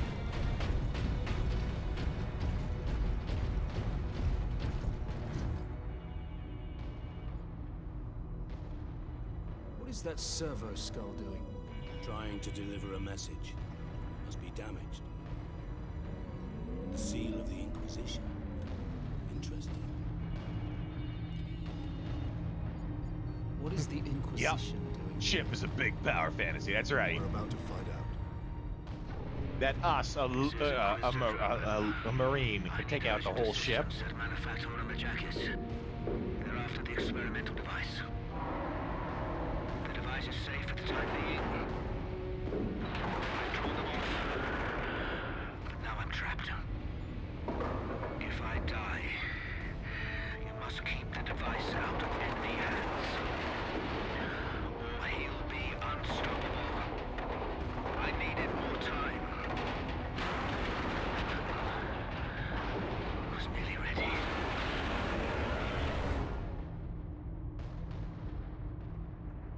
An experimental weapon. We need to find the Inquisitor before the orcs do. Keep moving. No Remain one alert. suspects the Spanish Inquisition.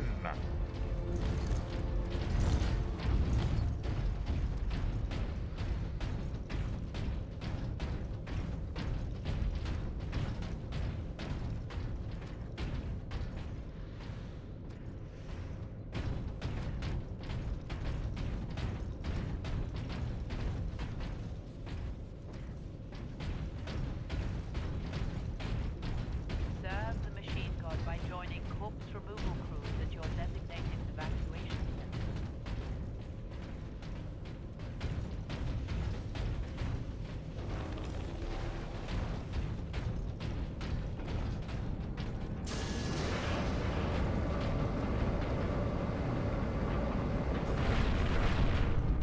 Captain, look! The orcs must be operating that crane. They will not stop until they break through that gate. We must disable that crane. More orcs.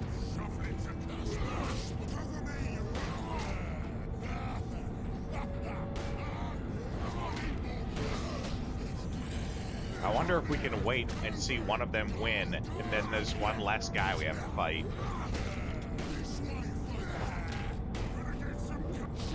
No, probably not. I might be expecting a little too much out of it.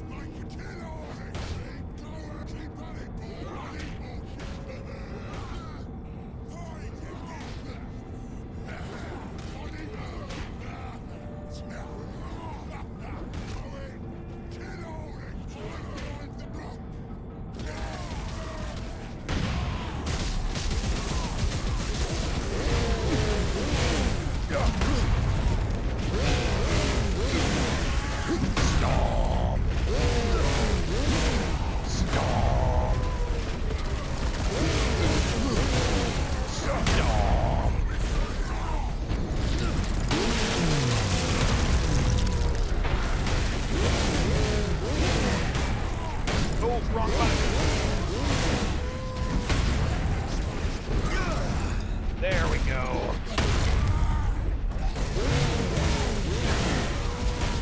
Oh, I keep hitting the wrong button.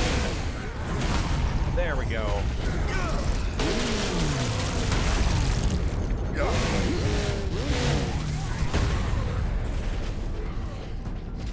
Oh my God.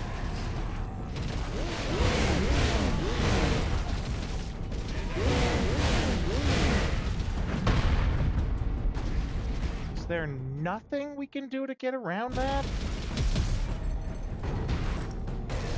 Yeah, and eventually you just die. Live for yourself. I'm gonna give this a quick search, because this is, what, the 4th time that's happened?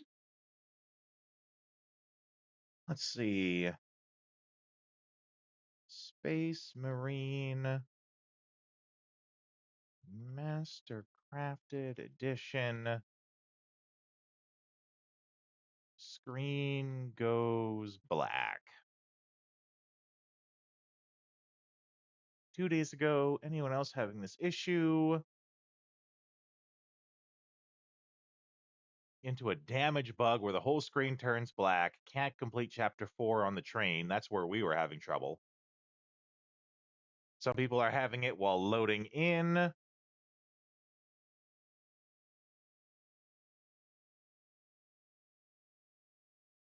Exact same thing. Someone else saying it's happening on chapter 4 with the train.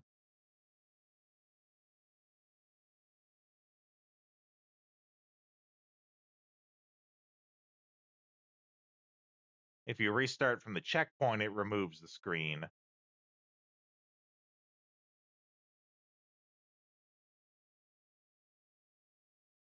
Okay, well, it's not just us.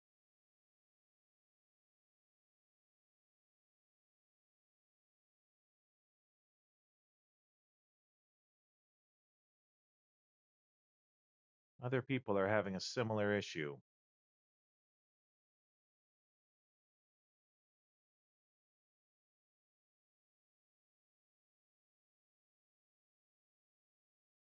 Other people have apparently made videos talking about how to fix it. All right, well, it's reassuring to know that it's not just us.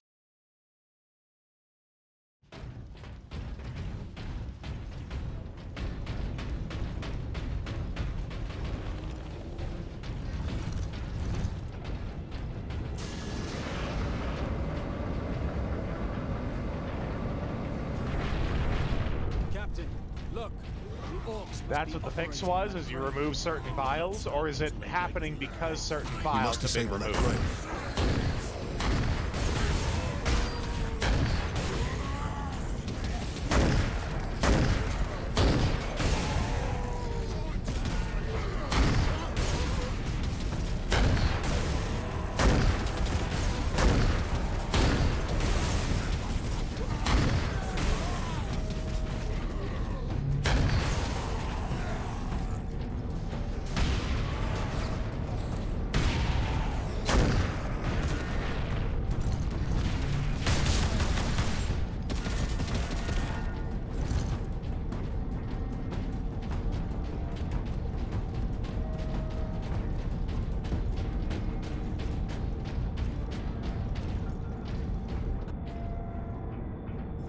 personal message cache, Guardsman Alexander. Today was It's pronounced cache. heard a banging from inside the furnace. It's a good thing they didn't throw a grenade inside because it was full of civilians. Starving, scared, some of them were kids, but still alive. Okay. Gives us something worth fighting for, you know. Thanks for finding that, Mayhem. EOS overlay 64 and 32. Well, I can't do that now while we're playing the game. You know, bad idea to remove files while a game is running. You never know what that could do. I mean, I've seen worse bugs. I've seen worse bugs.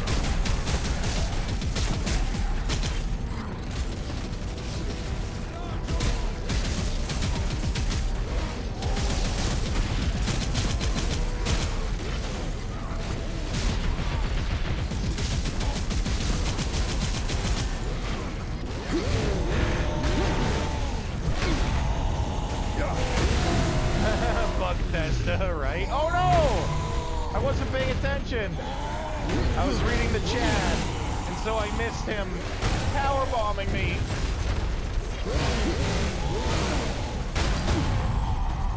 Here we go.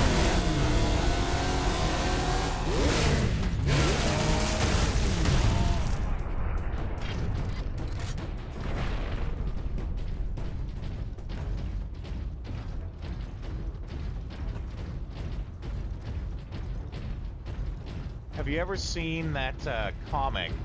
I want to say it might have been from College Humor, where it's like if your real life friends were, if video game companies were your real life friends, and one of them is like Bethesda, and Bethesda is that friend that you call up every couple of years, who clearly never showers, is covered in bugs. You go on him, you call him up to go on a hiking adventure, and it's some of the best times you've ever had.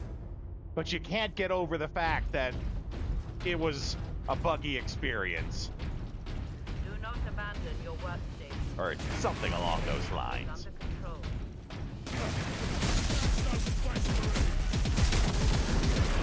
I think my favorite from the bunch, just because of how incredibly accurate it is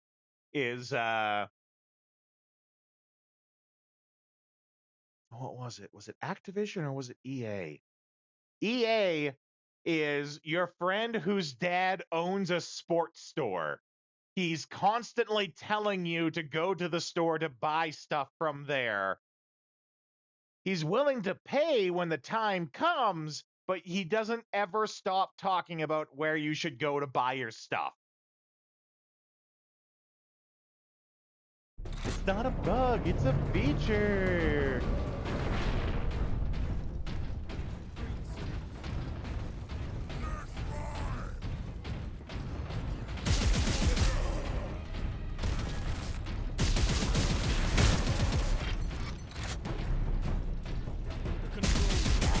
Forward! Clear out the orcs.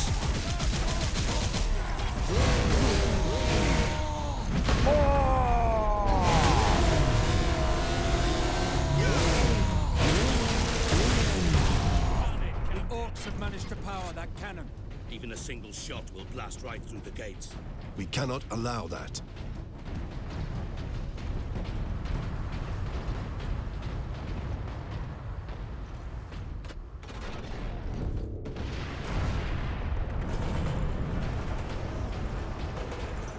Number 2 control deck, do you read? This is Captain Titus of the Ultramarines. Identify yourself. This is Corporal Antioch, sir. That is, my lord. I need access to the Manufactorum, Corporal.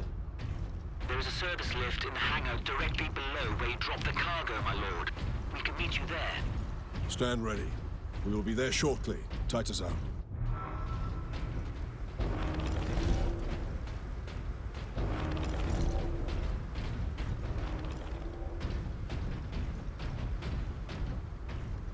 Funniest explanation for a in-game loot box has to go to EA. They're not loot boxes, they're surprise mechanics.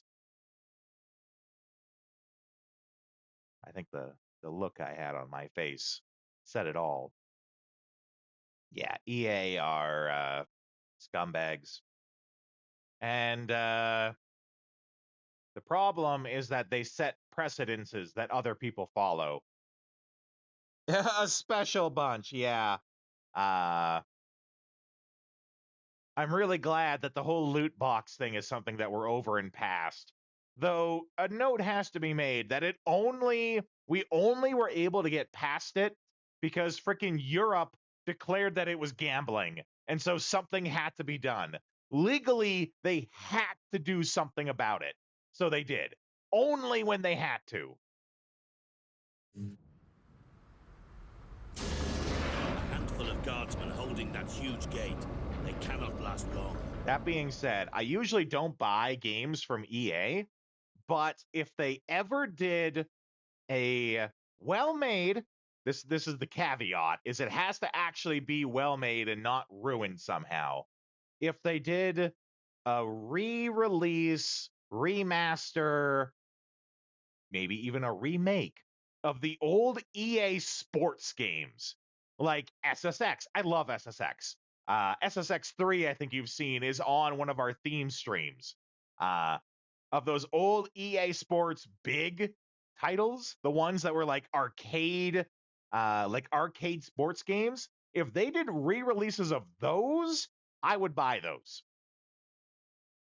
They did manage to bring the access bridge. I love SSX. I have a Simon Stark. I think it's right behind me. I might have shown you guys before. I'm pretty sure I have. I have a Simon Stark figure.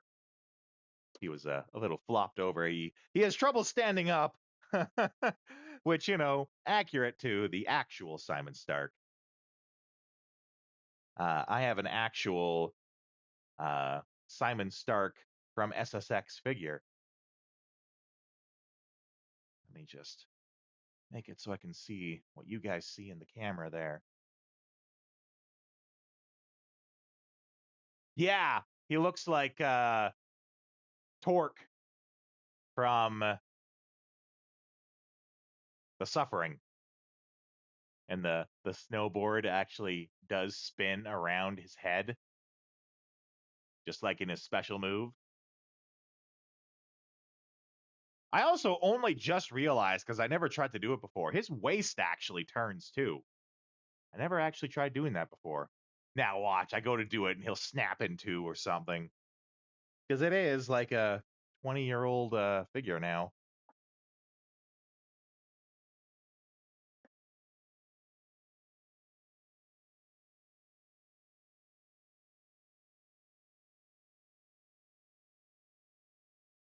But yeah, if EA actually did remasters, releases of those old EA Sports big games, I would buy those. Numbers. But, you know, they're more focused on how they can sell loot boxes in FIFA.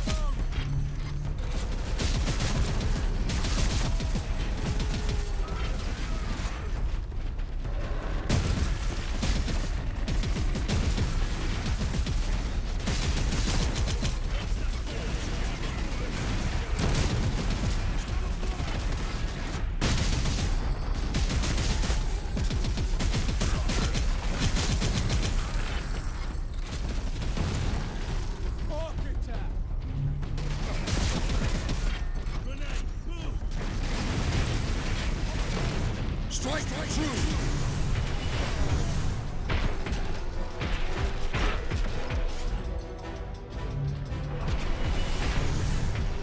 There we go.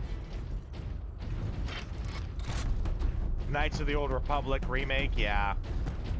We've all been hoping for it, but news isn't great. Get behind something!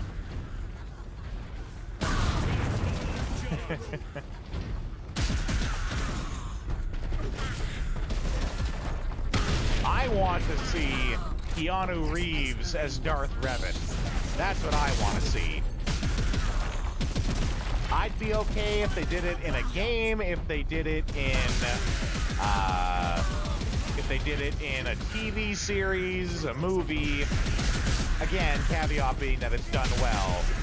Disney and Star Wars is dicey these days.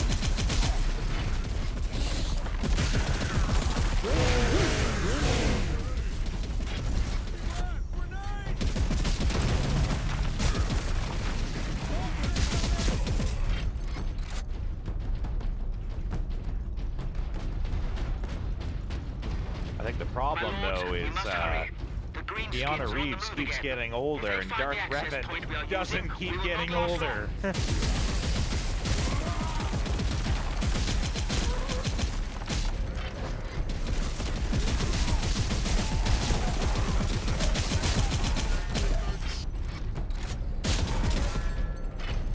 Red barrels for explosive brain, be all like, shoot, big bada boom. That's right. You have been trained well.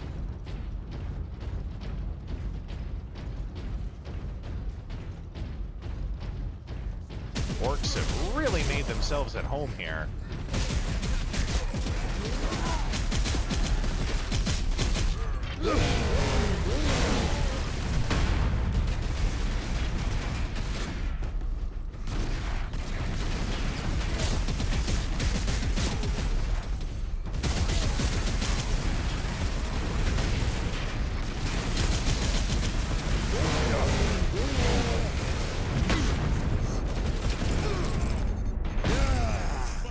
Lots of great decoration showing, yeah.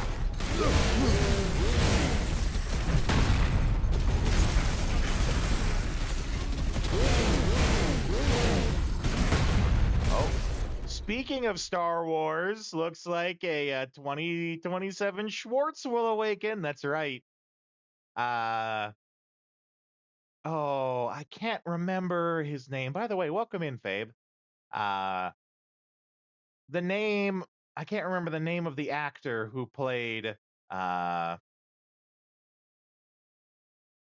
God, the Darth Vader parody character. God, I am just fumbling on all the names there. Not Lone Star. Lone Star was the Han Solo guy. Rick Moranis, thank you. He's coming back for it. For those who don't know, or maybe you knew and forgot, Rick Moranis gave up his acting career to help raise his kids.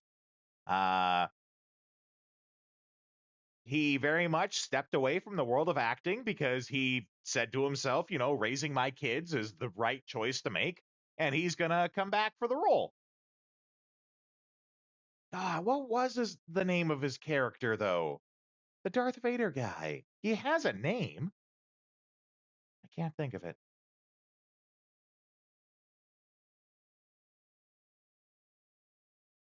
Bill Pullman's son will be joining. Ooh.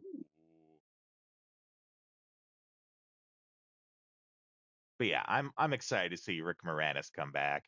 I can't think of a single role Rick Moranis ever did that wasn't great. Honey, I Shrunk the Kids, yeah. I can't think of a single bad role he ever did. Ghostbusters. He was in Ghostbusters.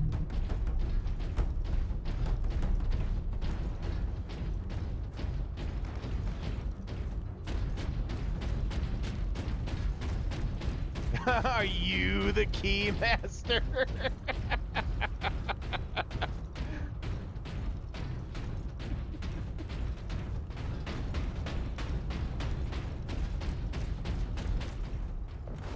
Grenades. By the way, Fabe, have you beaten Valkyria Chronicles yet? I have been seeing you go back to play it.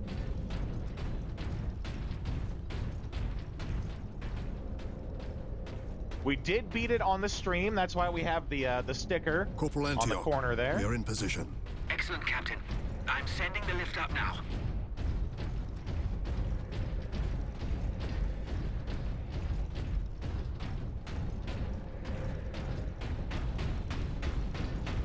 Ooh. Well, I hope that's what we were supposed to do. Chapter 17, that's got to be like the last chapter. Authorization of Starkey's Ultra. An entire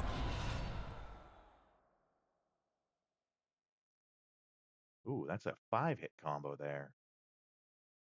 Ah, the battle with Jaeger. That's the second last chapter, I think.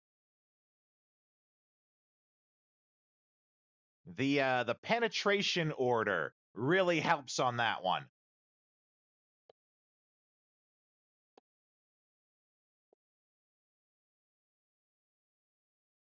Having the penetration order so that you can do like more damage to his tank really helps on that one. You get the penetration order by leveling up your snipers. I want to say to level 13 or something like that. Horde! Antioch, hold the lift. We have orcs inbound.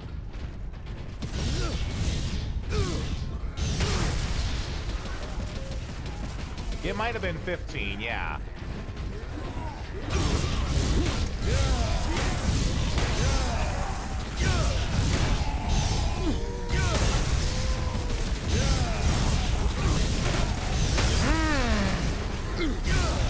Friends and For the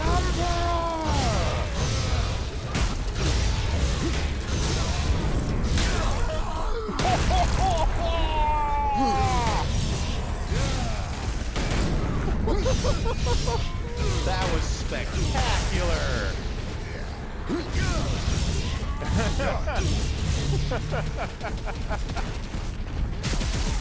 Just the chop in and then punch down. Oh my god, I love that.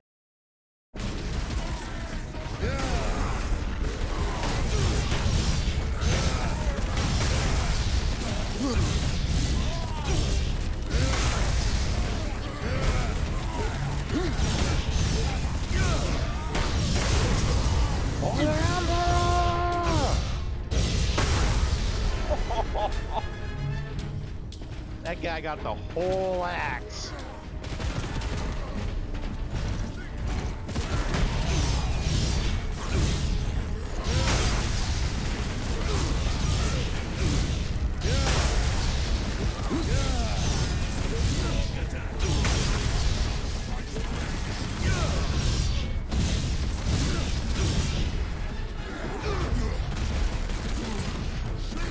Oh, I can't get him because he's up on the box.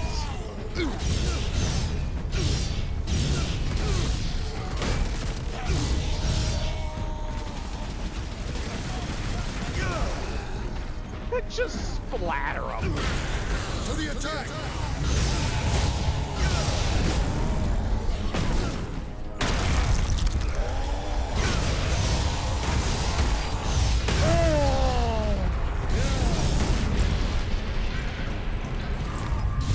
Oh, there's two of them here.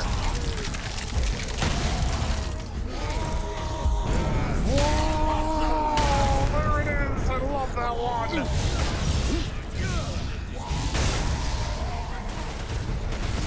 So much god dang war!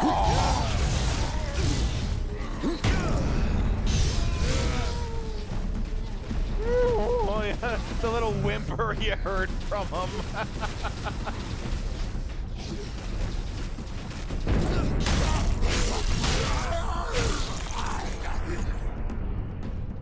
Oh. Corporal Antioch?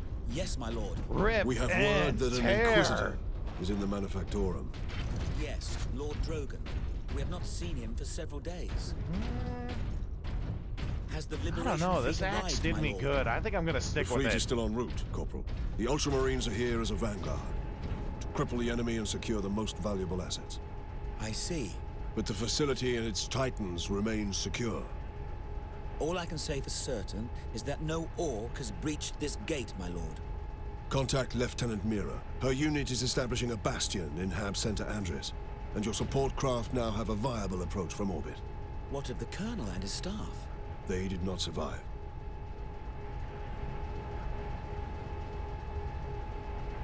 Small details like that, especially when the troops get distraught when their commander is killed, yeah. And it just feels good, right? My thanks, Corporal. Okay. I think this is where we're gonna end for the night. Yeah, because we usually wrap up at this time. I don't want to get the next part started and then stop halfway through. This has been a lot of fun, though. This is exactly what I wanted to get out of this game. I especially like that we took lots of time to talk about game design and all the things going on and pointing them out like in real time as we're playing so you could see good examples of it. This was great. As a reminder of sort of things coming up, let's get onto the raid screen here. So next Saturday, I'm not sure if we're going to be doing this again next Saturday. I have a wedding to go to. I do plan on going to the ceremony. The ceremony is in the afternoon. Not sure if I'm going to go to the evening, like, dance sort of thing. The only person I know there is the groom, so I'm not sure if it's going to be my thing. I don't really... yeah, the actual shindig afterwards. I don't know if I'm going to go to it or not. So there might not be a stream next Saturday. And I can't really give you guys a lot of heads up on it because it's going to very much be vibes, you know? If I feel like going to it, I will. If not, I'll be here next week and we'll be doing more Space Marine. Tomorrow, though, we are doing more Dragon Quest III. As a reminder to everyone, if you didn't know, for Dragon Quest III, they actually let me make custom party members. And so there's a channel on the Discord for you guys to make sort of like character sheets. And if you guys make a character sheet for a character, I'll add your character with your name into the game. Because I think it's fun that we can like adventure around together, right? Several of you have already done it. So if you want to and you haven't, feel free to. It's a lot of fun. I have fun knowing that I'm adventuring with you guys. So we'll be doing more Dragon Quest III tomorrow. And then Monday is more Valkyria Chronicles 4. We are... I think the last mission we did in there, which I think I'm going to restart the mission when we actually play it. It's one where we have to face off against both the tank commander and the Valkyria at the same time. I can't remember if that's the last mission that they're in either or not, but it's a good one. And then Tuesday, we're back at more Paper Mario. In the meantime, though, we have to find someone to raid to. While I look about, I will give you guys our outro raid music. Let's play the other raid song. We actually have 2 raid songs. Let's play the other one tonight. While I take a look, I'm going to find someone for us to raid to. I will see you guys next time.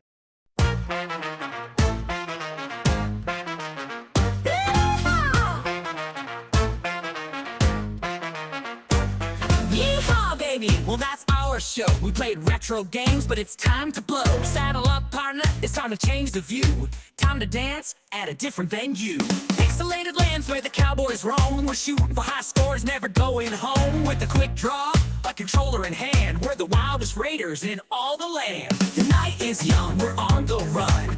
Old school fun, and we're second to none. But the sun is setting, it's time to call. Grab your posse, it's time for the raid, y'all. Riding into the raid on a digital horse. Retro heroes raid with no remorse. Press start, let's make a little noise. Get ready, get set, let's bring the boys. Riding into the raid, let the wild ones play. We're coming in style in our cowboy way. The stream's about to blow, hold tight, it's fate. We're coming in hot and we're raising the stakes.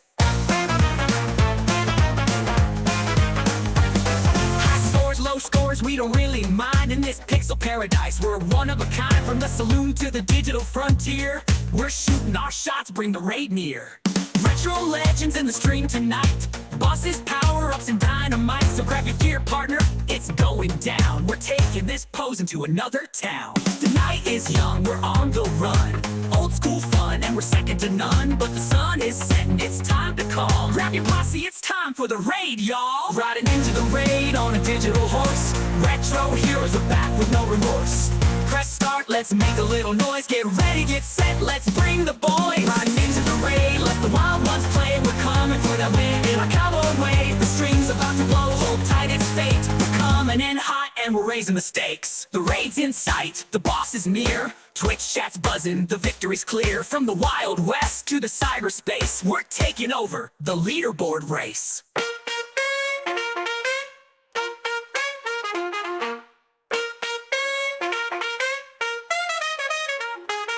Riding into the raid on a digital horse. Retro heroes are back with no remorse.